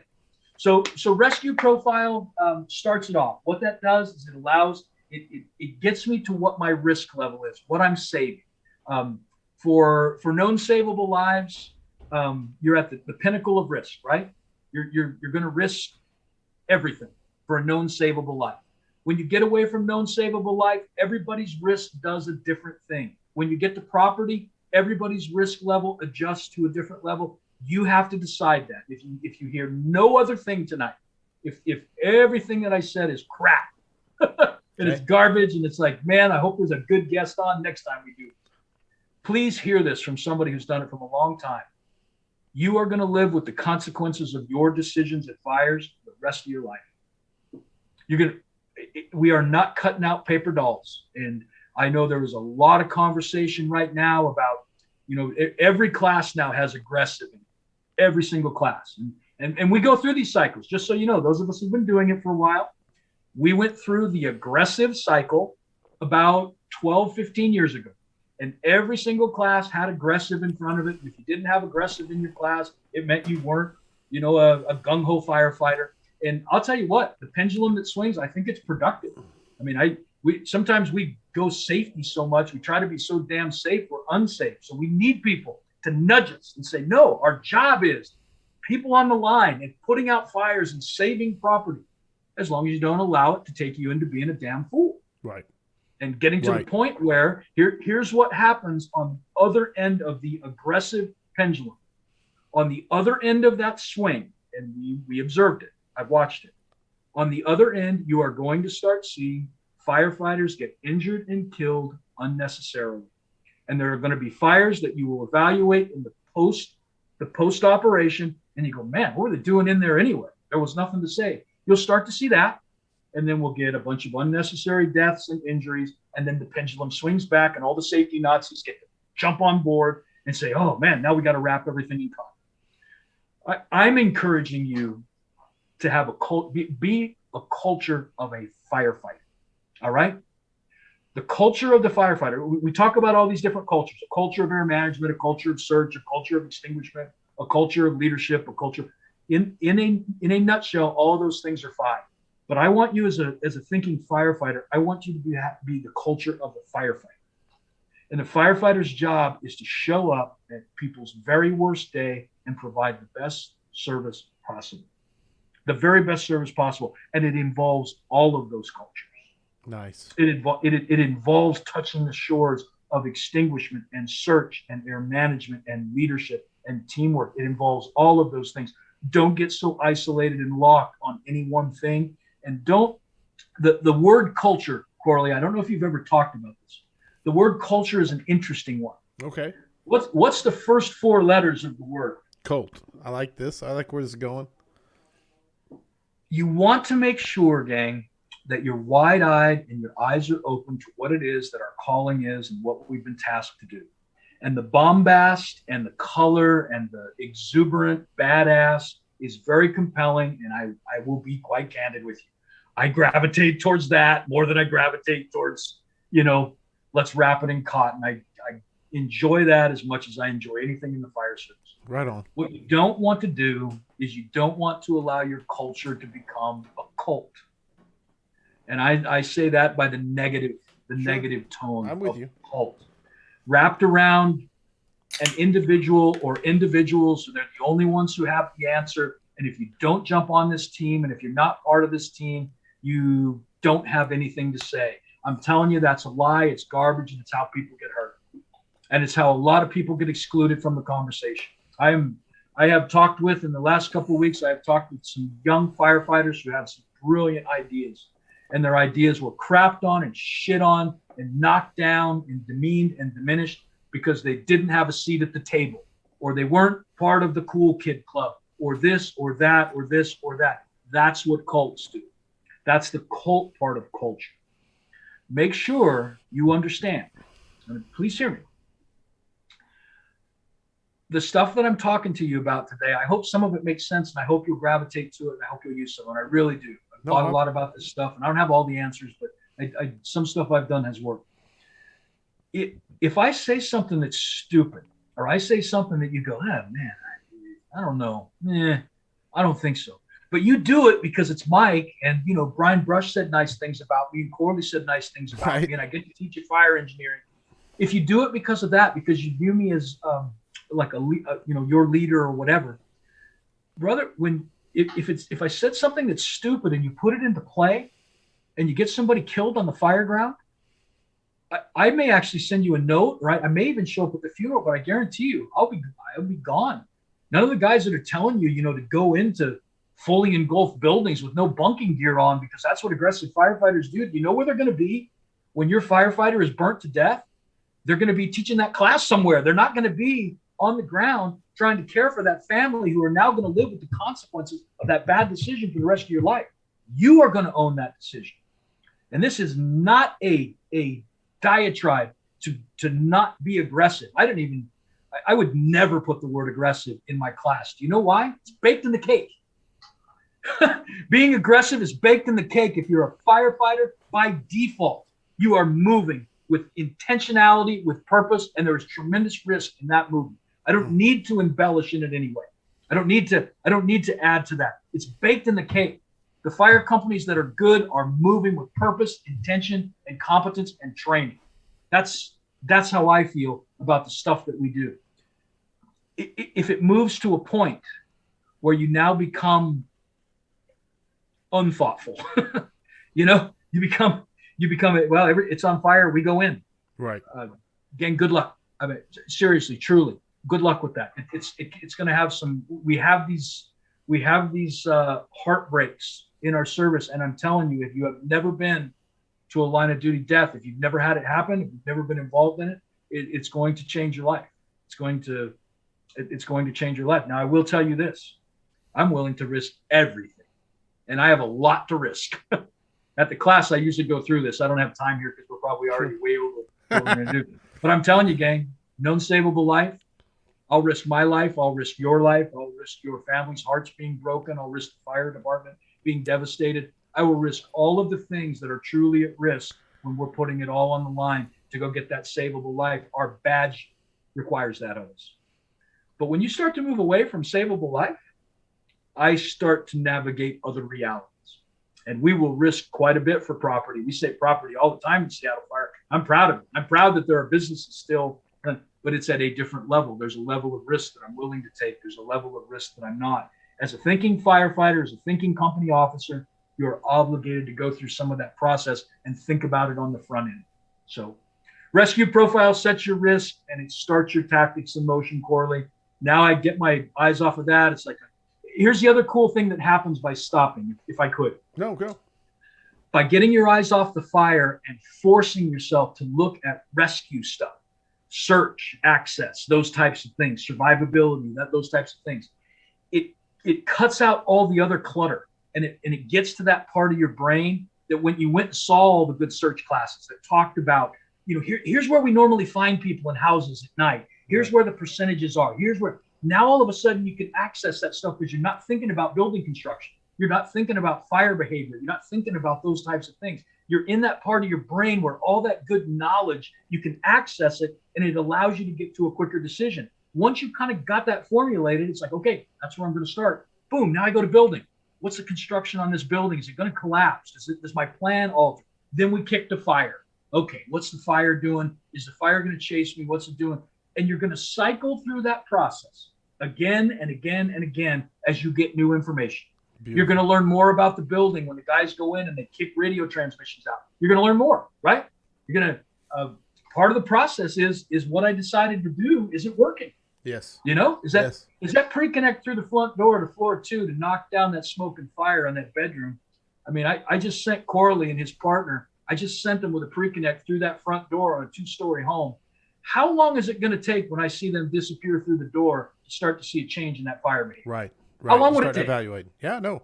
I mean, I want to see some change in conditions pretty damn rapidly. I want to see the hose moving. Yeah, I mean, you'll see the hose moving, and aren't you wanting to see some dark smoke turn a little bit lighter or something within the first minute or I would say like 2 minutes max is all I'm giving it. There you go. So you see in your mind, you at least have from experience, you have an idea of what it's going to look like. And in 2 minutes, if you're not seeing something change, there is something about the building inside that's different. Right. No, beautiful. It's not a typical open the door, up the stairs, to the hallway, bada bing, bada boom. And maybe there are no stairs. And I'll be honest, long before the 2 minutes, if that hose quits moving, then I'm pinging. There you go. So those of you that are listening, I would ask you to not get caught up in the things that we argue about our processes and just go to what you heard Corley say right there. How awesome is it for a couple of us to be talking about a line's going in? What could it mean that it's not making it up? And now we're having the conversation, we're sharing experiences. Corley's sharing some things that you have never heard before, but now you have. Now you've heard it, even if you've never experienced that. Another guy pops up and says, yeah, man, we had that exact fire. It's a 2-story house. I sent the line in. It's like, where's the line? Well, it was a 2-story house with no stairs. It was split. The stairs were in the back. The only access to the top floor was the back. Wow. Those guys, you may never have experienced that, but now there's a slide for it. Guys, it's brilliant. And it allows you in an environment where we don't have enough fires. We just don't. Yeah. It allows you to get sets and reps in your mind, and training this way is absolutely transformational. I'll tell you, in the latter part of my career, when I started doing this, I was really calm at fires. And it didn't mean they all, didn't mean they all went perfect, right? Yeah, no, it did not mean that. And I listen to guys talk, and they have perfect fires, and I'm so envious. I didn't get one in 33 years. I just didn't get the perfect fire. I think it's because I was the variable in all of those. So, screwed it up. But I'll tell you, there's a sense of calm, because instead of being overwhelmed by the information, you've got a process to go through that's repeatable. And the more you do it, the quicker you get. Here's mentally or brain-wise why it works this way. When you start to do this process, if you like it, you're going to have to force yourself to take the eyes off the fire. You're going to have to tell yourself to do that, because you're used to focusing on the fire. After you tell yourself to take the eyes off the fire 5, 6, 8, 10, 12 times, do you know what starts to happen naturally, and you don't have to tell yourself? You start doing it. You start taking It's a habit. Yeah. And every single thing about this process, if you continue to do it, it starts to build that way. You start to be able to look at the building and go, survivable. Boy, that one's tough. That one's tough. Okay, great. Now you've at least got a framework. It doesn't mean that you totally know everything that's going on. Right. But now you at least have a starting point of where you're going to start your operations. You have something to justify it. After you do that 8, 10, 12, 50, 60, 100 times, bam, it just starts to happen fast. That's what you're after, thinking fast. It's like the game slows down. Man, it does, and it's so much fun. I'm getting emotional about it, because it's so much fun to not be nervous. It's so much fun to feel like you put all this time, effort, energy into storing this stuff in your head, all this time. Now that you've got a process to access the different parts of your brain and actually get to that slide tray and make some decisions, I just think it's a ton of fun, and everybody can do it. And you know what? It doesn't matter. It isn't reliant on how many guys you have at the fire. Right on. The amount of tactical decisions you can do rely on the amount of guys that you have on the fire. But if you're only showing up with 3, you do 3 firefighters worth of work, but you do the best work that the 3 firefighters can do. Prioritizing based off that. Yeah. Yes, man, that's beautiful. I want to get I've already kept you like 1:45, so I hope you're enjoying yourself. Gus Salcido said this. He said, I've been seeing a trend of incident commanders announcing that the homeowner reports that everyone is out of the building. Basically, what's your thoughts on the homeowner's reports that everybody's out of the building? What do you think of that? For the most part,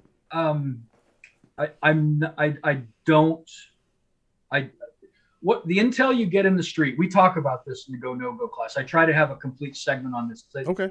Opinions are going to vary on this wildly, and again, you're going to be responsible for your own decisions.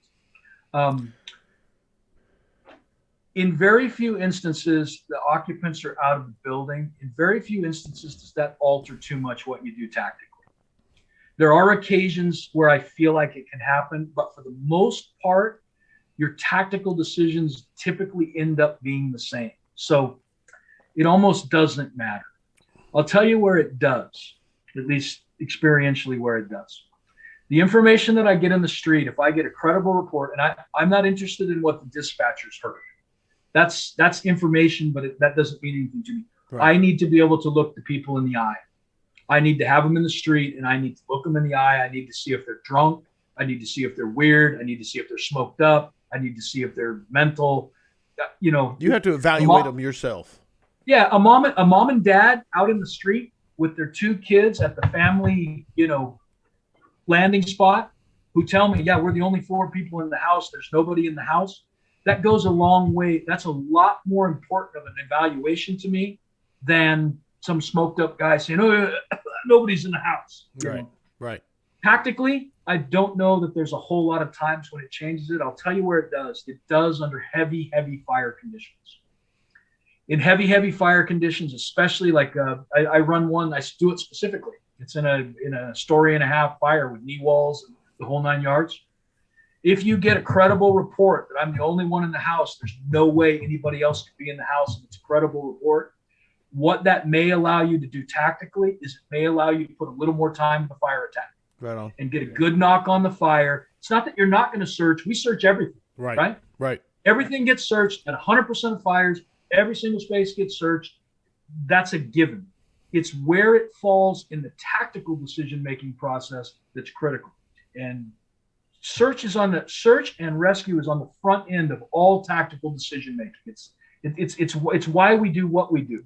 Yeah. A lot of times that search and that rescue cannot happen without some kind of water application or at least protecting a pathway. If you just run in past the fire, essentially probably what that means for you is the victim's still going to die and then you're going to die with them because the fire got behind you and killed you. We got to have a protected pathway, at least in most instances we do. But search is going to always be at the very tippy top because it's why we show up and it's the thing that we will risk the most for. Having said that, when we get a credible report, and for those of you who, I know some of you have, I watch the conversations going on. I don't participate in them because the social media conversations are unproductive for them. Sure. Dude, you and I are talking. I can agree with one thing immensely with you on that, 100%. Yeah. But you and I could have a wonderful conversation about what we think about reports in the street. It would be productive. We're going to listen to each other, and even if we come away disagreeing, it's going to be a respectful dialogue. Absolutely. Those are the dialogues that I'm interested in, even the ones that get passionate. I have listened to some of you say I never listen to anything that people say coming out of the house, and I would just respectfully respond back. You live with the consequences of your decisions. I do listen to what they say.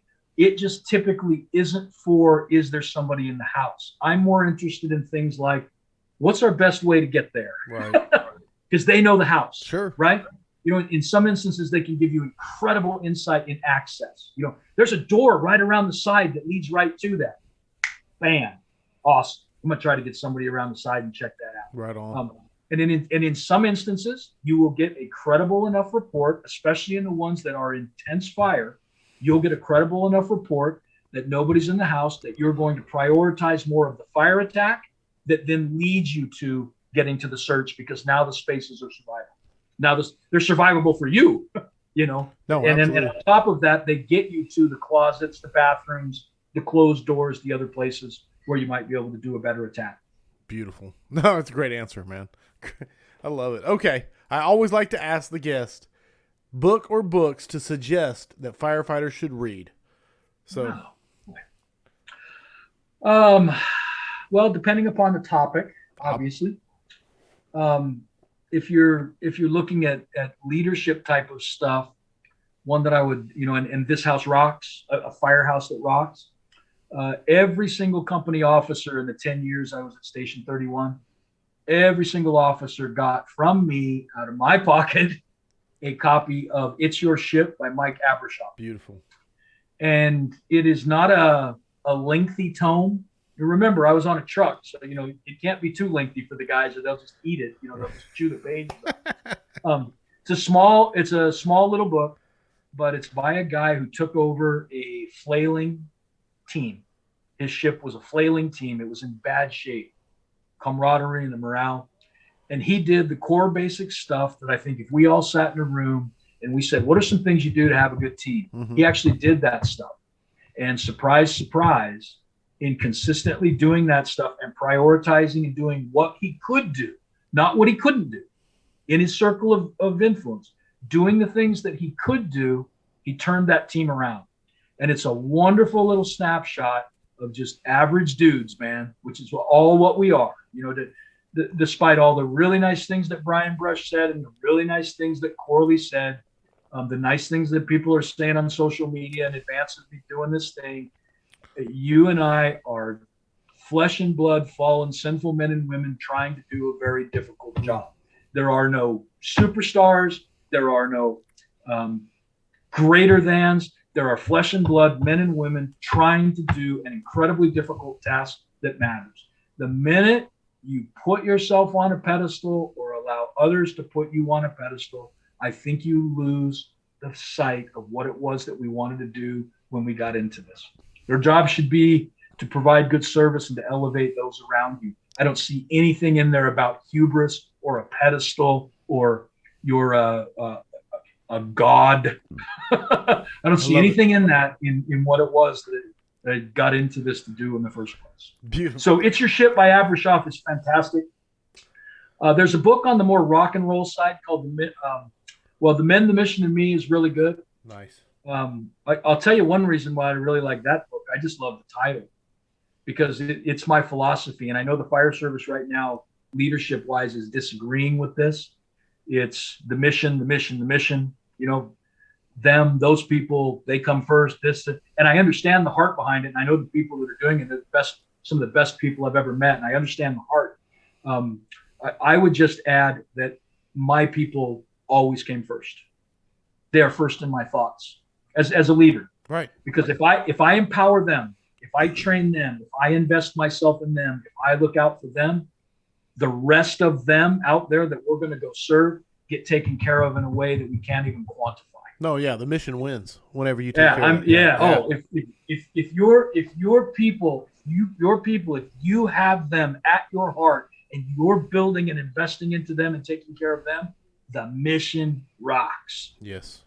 If the flip side is not true, I don't care how authentic and awesome the mission is, they're not prepared for what the mission asks of them. So that's why I like the title of that. There's one called In Extremis Leadership that comes out of the the special ops world, high octane stuff like what we do, but it's not just fire.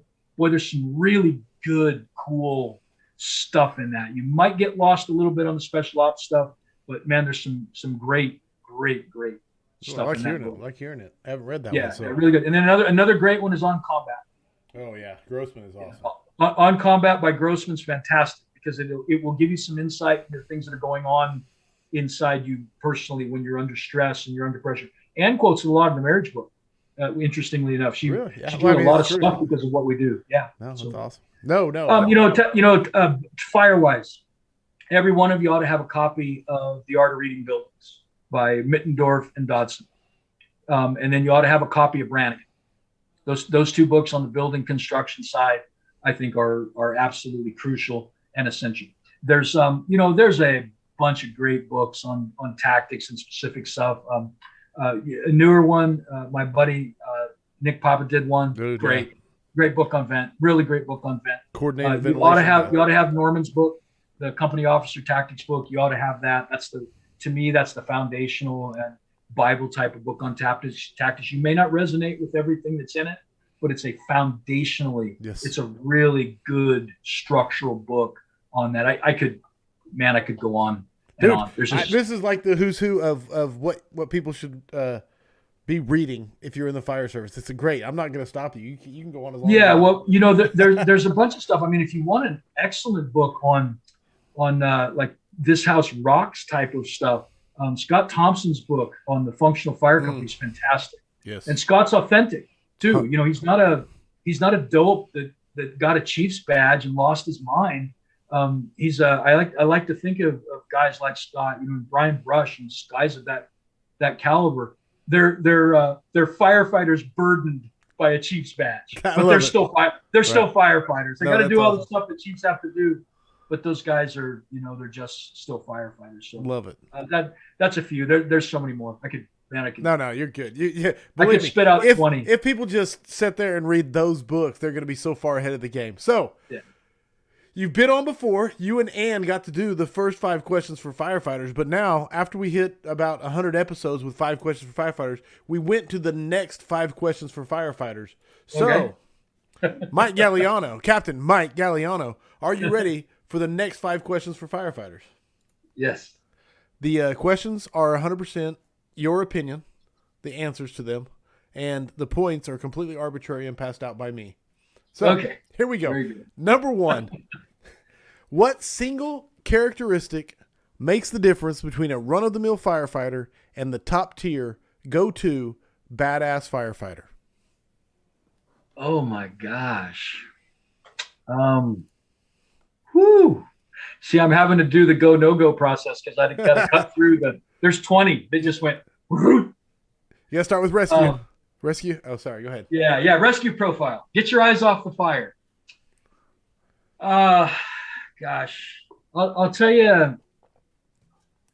I think probably the thing that distinguishes the people that I want on my rig more than anybody else is they fully understand why we're here. They're less distracted by the clutter that's around us of the job, because there's a lot of clutter. There's a lot of things that the job means to people. Oh yeah. But the people that are awesome, I feel like in their minds, they understand why we're here, and they understand, if I can put it into words, they understand that it's not about the noise. It's about the firefighter at your right and the firefighter at your left and the men and women that you are going to serve rolling out of that firehouse. And the responsibility changes as you go up the ranks a little bit. So for chief officers, that responsibility is for the teams, leading the teams, giving the teams what they need. But at the end of the day, the people that are good don't lose sight of the fact that there's politics that drive us crazy, right? Right. There's crap runs that wear us out. There's stuff in the firehouse dealing with, flesh and blood people who stink and have bad opinions. All of that clutter loses its power for the people who are locked into, that's all true. Here's why I'm here. I'm here for you, and I'm here for you, and I'm here to ensure that we kick ass when we roll out this door. When that is your character, your culture, it takes care of a lot of the other stuff that we bring that isn't quite as good, and all the rest of the stuff almost kind of naturally folds into that. Dude, that's beautiful. Trust and teamwork and training, but it all centers around why you're here. You don't lose sight of that. Dude, that is beautiful, man. 100% max points on that answer. Not just the content, the passion with which it was delivered. Dude, I believe it. And now I want to be on your crew. So number 2, if you could go back in time and give yourself one piece of advice as a rookie, what would it be?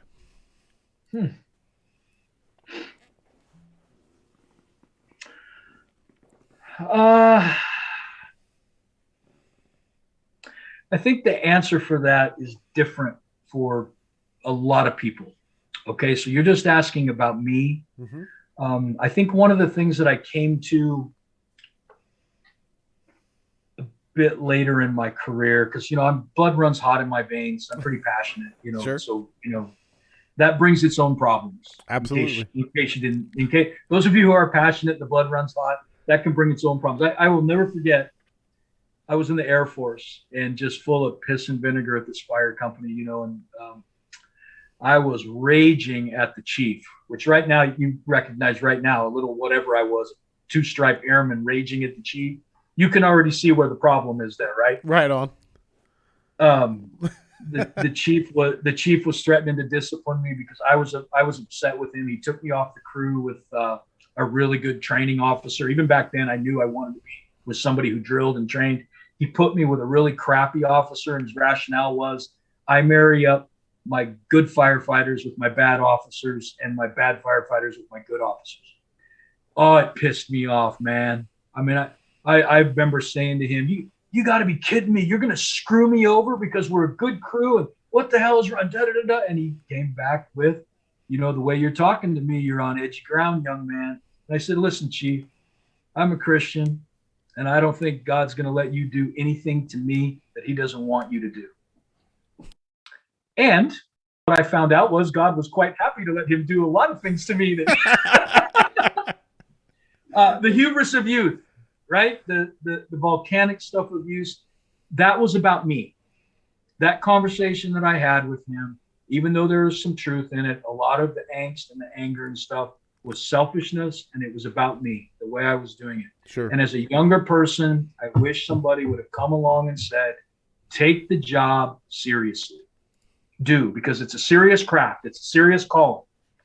Don't take yourself so seriously. Nice. I wish somebody had. It would have saved me some mistakes and some bumps and bruises. And you know what? Quite candidly, I still fight with it today. That's part of my makeup. I'm always going to battle that. That passion, seeing what I want to be true and thundering through the brick wall. But if you could take the craft seriously, but leave your ego out of the way and don't take yourself so damn seriously, you'll enjoy it and you'll make less mistakes along the way. I love it. I love that answer, Mike. I really do. The story including, but the fact that you said it's not just take the job serious, because that's good advice, but it's not great. Yeah, I mean, it is great, but it's take the job serious. Don't take yourself so serious. And putting those two together, man, dude, 100% killing it. Well, there's a lot of selfishness that goes by the wayside, and this thing we do can breed its own form of selfishness. That 100%. This is the way. Yeah, this is the way I want it to be, and I'm the one that has the right answers. And social media is so destructive for that right now, because you will just see posting after posting of, well, look at what these clod kickers are doing. Look at these dipshits. Right. And we would never do it that way. And here is the one way to do it. And if you don't do it this way, you're just substandard.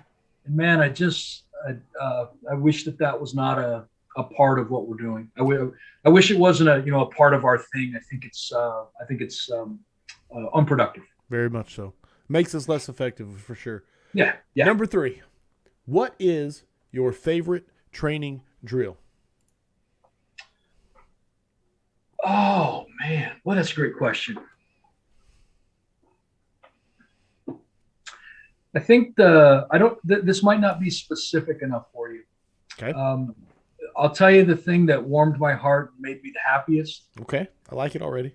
It was the drills that the guys did for the fire company. I enjoyed that as much, I think, as I enjoyed any single thing that we did. There's something about watching another firefighter get empowered, that they can impact the craft, they can impact the crew. What they have to say matters. The insight that they have, the way they do it, the technique that they learn, the thing that they got from the fire or at a fire conference. There's a flipping of the switch, passion-wise, that occurs when that realization comes that it's not all on the captain to train us. It's not all on the senior firefighter, and they're going to give us a lot. Right. But I got something to say, and I got something that matters. And it's amazing too, extending beyond that, when you actually have that drill and your guy did it, your guy ran the drill. We got a couple cars set up. They ran us through a way to cut a door. And then we cut the door later that week, and it's awesome, and it's better than what we did before. I don't know if there's a leadership book written that's better than what happens at that learning and teaching moment. And so drill wise, that was always so much fun. And so I enjoyed those times, whatever the drill was. I enjoyed those as much as I enjoyed anything in the world. Anybody's going to argue. Amazing answer, man. Max points 1 through 3. I don't know if I'm being a big – I try not to give out max points, and people laugh at me when I say that. I really do. It's a killer answer, man. The ownership involved. All right, number 4. What mistakes have you learned the most from in your fire service career? Yeah, once again, eyes off the fire, Right? So many mistakes, so many screw-ups. Probably it's split. There's a operational side, and then there's the relational side. Sure. The leadership side. Can I do two? Absolutely. Yeah. So I'll tell you on the relational side of things, and I still grapple with this. I grapple with it a lot. I have the scars from this character flaw or defect. Okay. Or whatever it is, whatever you call it. Sure. I have always got to remind myself that I don't have to win. It's not necessary that I win the argument or that I prevail or that I crush the person on the other side of whatever it is that we're engaging in. Right. And in particular, and here's the reality for those of you who are leading, and it's almost even hard for me to talk about. It hurts me to even not only admit it, but it brings back to mind the damage done.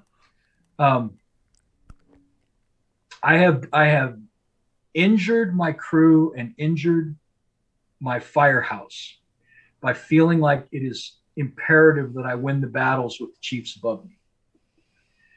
And I've got some juice and some skills. Right. So I can win a lot of them because I've got some juice. And I remember in one particular instance, and the chief was wrong. He was so wrong that it pissed me off at such a level that I just wanted to destroy him with the fact that I was right. Right. And if I told you what the issue was, 999,000 of a million of you would say you're right. That chief was a bullshit. But I went about it in such a way that I crushed that guy. And I remember my driver. He's a good friend of mine, 10-year driver. Again, the senior guy. And I remember him saying, you won that, but there's more of a war coming because you won that in the way you won it. And because that guy lost respect and he got overruled and you crushed him and it was obvious to everybody you crushed him, we got more of those coming, and he's going to want to come back. And he did. And you know what? It didn't hurt me at all, but it hurt my guys. There was another issue that came up, and because of the relationship that I feel I caused, it hurt my guys. Terrible. Terrible to even relive it or think it. And you've got to remind yourself it was an enormous mistake. And that was about hubris, and that was about ego. And that was about more. I felt like I should win the thing, and I should have done it. I should have fought the fight. But it was more about me wanting to prove that I was the man, that I was the big swinging. I was the guy. Right. It became more about that, and it ended up damaging my crew. And for a leader, I'm not sure that you can have a bigger failure than that. That's probably one of the biggest failures in leadership you can have. On the technical side, on the fire side, I would go to the go no go process of just allowing it to become too big. When you allow the operation to become too big, you get overwhelmed. You can't make decisions, and I have done that. I've allowed it to become so big that I wasn't just dealing what was right in front of my face. Deal with what's right in front of your face. Don't allow. I remember one of the first things I asked Lieutenant when I came in the fire department. Excellent man, excellent operational lieutenant, just excellent. I said, man, you're so calm at fires, and you're able to figure out what's happening. And I remember he said, and at the time, I don't know if it made as much sense to me as it makes now, but he said, hey, Mikey, don't outsmart yourself. Nice. Don't overthink it. Don't make it more than it is. It's like, there's enough there to deal with. Don't make it more than it is. And I have made that mistake of making it more than it is. And here's a caution for you students of the game, because you are out there going to classes. You are seeing people's big events. You're getting exposed to a lot more than average firefighter is going to get exposed to. Don't allow the fact that you're exposed to people's big events make you want to create one of your own. Right. Just because one firefighter that you saw a class from went to a thing where, there were 4 people packed behind the stove and and so we altered our tactics and don't make every fire the one big one that you saw. Deal with what's right in front of your face and do good, qualified, systematic fire attack. Love it. If you stick with the core basics and core quality systematic fire attacks, the majority of the time, whatever the problems are that are in the fire, you're going to resolve them because you're systematically knocking it out. And then there's going to be 1 or 2 that are just going to be wackadoo. Yeah, wackadoo. There's going to be like, there is no systematic approach to this. It's like, let's just survive this damn thing. Love it. Dude, and I will tell you this, man, one of my mantras in life, okay, and this is something I struggle with, and I know I identify with you when you said it to me, is the choice between being right and being effective. And sometimes they're in line with each other. Don't get me wrong, but sometimes they are diametrically opposed, and it's so easy to be right, or it's so tempting. I'm right.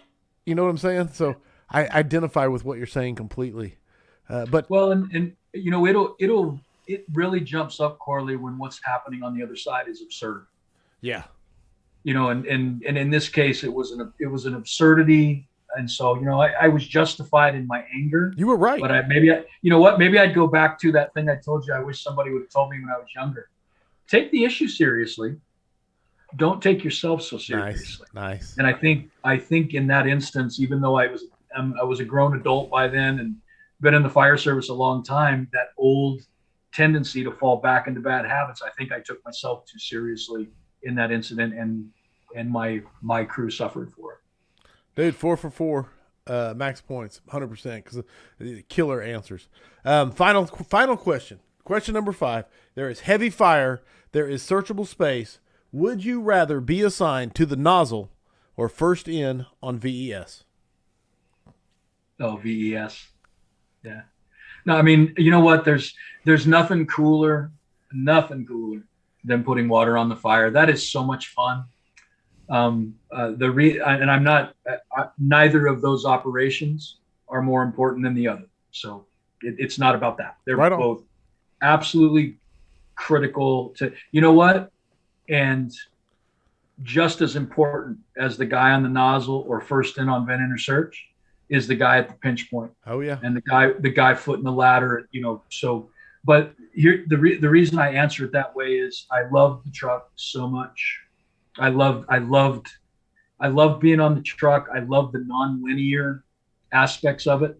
The fire attack, the handline stuff, I enjoyed the hell out of that, man. I mean, I did, but it's very linear. Right. It was like we got to get water to there. However we do that, we got to find a path. It was a lot more linear with some non-linear stuff along the side because we would peel off and search rooms and do things like that, but much more linear.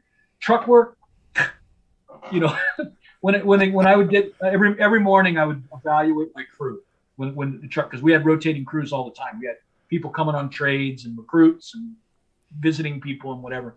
So I would always just evaluate my crew for the day, and I would determine how aggressive we could be for that day. Now I know that doesn't fit into the current model of you're aggressive all the time, but I'm an adult, and as an adult, I evaluated my crew. And I can do different things. When I have my crew that's with me all the time, there is nothing in the tactical toolbox that isn't available to me. Right on. Those guys are so good. They are such competent firefighters. They don't even need me on the crew. When I was off on vacation or teaching somewhere or whatever, that crew didn't miss a beat. Those guys were rock solid. Now, you throw me one of those guys, somebody visiting, and a recruit, there's a different aggressive level that I have to approach that a little bit differently. It doesn't mean that we don't go full tilt, but there are things that I can do with my original crew that I cannot do when I've got a recruit or whatever. There's some things that I have to do at a different pace. Absolutely. When I would get crews in, and I always talk to the crew, and I said, so here's what I expect when we come off the rig. I don't have big, long, extensive writing lists or that type of thing you need to memorize. We have some basic tools that people are responsible for depending upon what we're doing. And there's about 5 different major things that we do on the truck. There's about 5. Right. We may do 20 other things, right, but they fall into these 5, kind of different things that we do.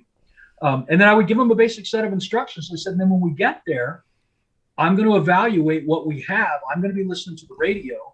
I'm going to be listening to whether it's going good or going bad. I'm going to be listening to what the other crews have done, or if we're first in, Katie, bar the door. We're going to do whatever the most important thing is at that time, whatever that is. Not what we want to do. We're going to do what the most important thing is for the fire that we have and for the people that we're trying to save. Love it. And then we're going to rock on. It's so non-linear that it's just captivating. I loved it. I love the vent enter search is so non-linear. Right. I mean, even if you, at some point, I'm hoping to get permission to show this rescue that Seattle Fire was just involved in. I have a sense, can't guarantee it, but I have a sense that there's a fire engineering cover shot coming out of in the future for my friend John Odegaard, who took the shot. I don't know about permission for the video and that, but it's not the typical non-linear, or it's not the typical cut and paste vent enter search on a training tower or on a standard structure. There's complexity to it, and I love that complexity. That's That's what drives the answer, not the importance of it. I'd love to go through that window and bust through stuff and find somebody who would love that. Beautiful, man. And 100% earned. 100% earned max points on 5 You're an easy questions. grader, dude. No. I wish I had you in college. I take umbrage with that because I really try not to pass out max points. I really do. It's a thing I take pride in. So I want it to be earned each and every time. Now, question 6, this is the unofficial question 6, because it's been asked a few times tonight. Can Captain shred on one of those guitars before the scrap is over? No, man. I feel like, thanks for the question, gang. I feel like it's like most everything in my life. I'm a lover of things with no talent. So I love music, man. I love rock and roll. The closest you come to a kick-ass house fire is being front center, front row of a rock concert. Those two places were in my life where I completely just let go and lose it, and just have a blast. But I don't know if you noticed or not, this one's really special to me. This is the newest one I got. Okay. Paul Combs. That's the first guitar. I saw you post on it. Yes, I remember. Yeah, the Fire Service illustrator, Paul Combs. That's the first guitar that he bought with his own money to play, and he tricked it out and did all the art. It's called Skull Crusher 1, and he blessed me mightily by giving that to me. And so adding it to the collection, dude. That's yeah. awesome. Well, and you talk about, there you go. There's an effort by an individual to try to put wind under the wings of a fellow friend and a fellow comrade, and it's an example of, this is something that he can do that he knows I like. I dig it, So now he rides along with the signed Rolling Stones, the signed Van Halen, and the signed Led Zeppelin. Right on, brother. In the Pantheon. Yeah. the holy Pantheon. I love it, man.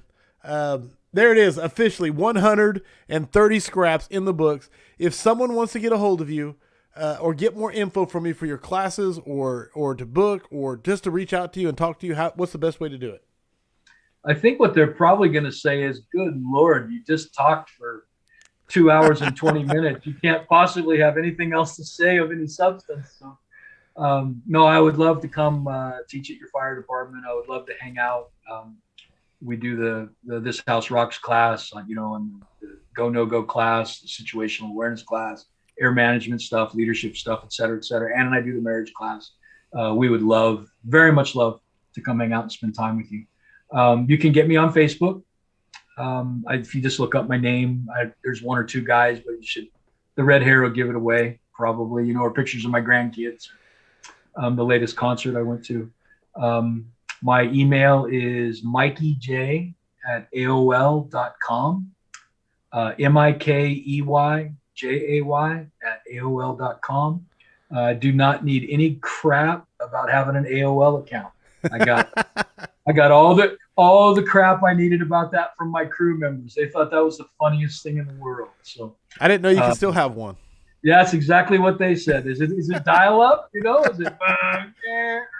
So beautiful. Yeah, any of those, and if you ping those, I can send you a phone number to get a hold of me. And I'm genuinely grateful, brother. You're doing a really good job, and there's a reason that it's resonating. I want you to know that I'm very observant about the way people go about their business. Things go sideways a lot in what we do, teaching and doing these things, and the egos and stuff can be very apparent, and it's not present there with you. And I'll tell you, I am absolutely just charmed by your lovely wife. She's so encouraging. The epitome of my better half, without a doubt. Well, dude, you guys are, again, I observe, you guys are, you're modeling for the nation what a couple that's walking in tandem and loving the fire service and investing in the fire service, but taking care of each other and not allowing the fire service to destroy your home. And I just think it's such a wonderful example. So I just want you to know I'm grateful to be a part of what you're doing. And gang, I'm sorry. I hope some of this made just a little bit of sense. I really do. So. Dude, I appreciate your kind words. And I know Amanda will too. One thing I will say, if you get a chance to get Mike in to teach a class, you will not regret it. Me and Amanda right now are working to bring, I want you to do the Go No Go This House Rocks in the morning, then the afternoon of Go No Go, and then we're going to set it up for a firefighter marriage with you and Ann, either in the evening or the next day, because it's just such a beautiful thing. But we're working on it. And I know we've been talking to you about it, but 100%, this is not just me saying it because he's on here. You will not regret it. So, brother, thank you for being such an awesome guest on number 130. Thanks for staying, sir. I have if you go to firehousevigilance.com, you get shirts, you can get hats, you can get coins. Coming up on the next episode is none other than Rob Fisher. And then closing out March, we have Chief David Rhodes. So March, I mean, look at March, man. It was start off with Steve Stawecki, Mike Gagliano, Rob Fisher, David Rhodes. How beautiful is that for March? If you see me at a conference, I'm going to be in Georgia this next week, and then I'm going to be up in Catoosa. So if you see me, get a picture. Tell me, hey, can we get a picture, Chief? Mutts don't scrap, and let's do it, because I want to take pictures. I really do. If you think the scrap brings value, go to firehousevigilance.com and support it. Again, huge thank you to Kyle Condiff, latest supporter. He is big on spreading the word on diabetes in the first responder world.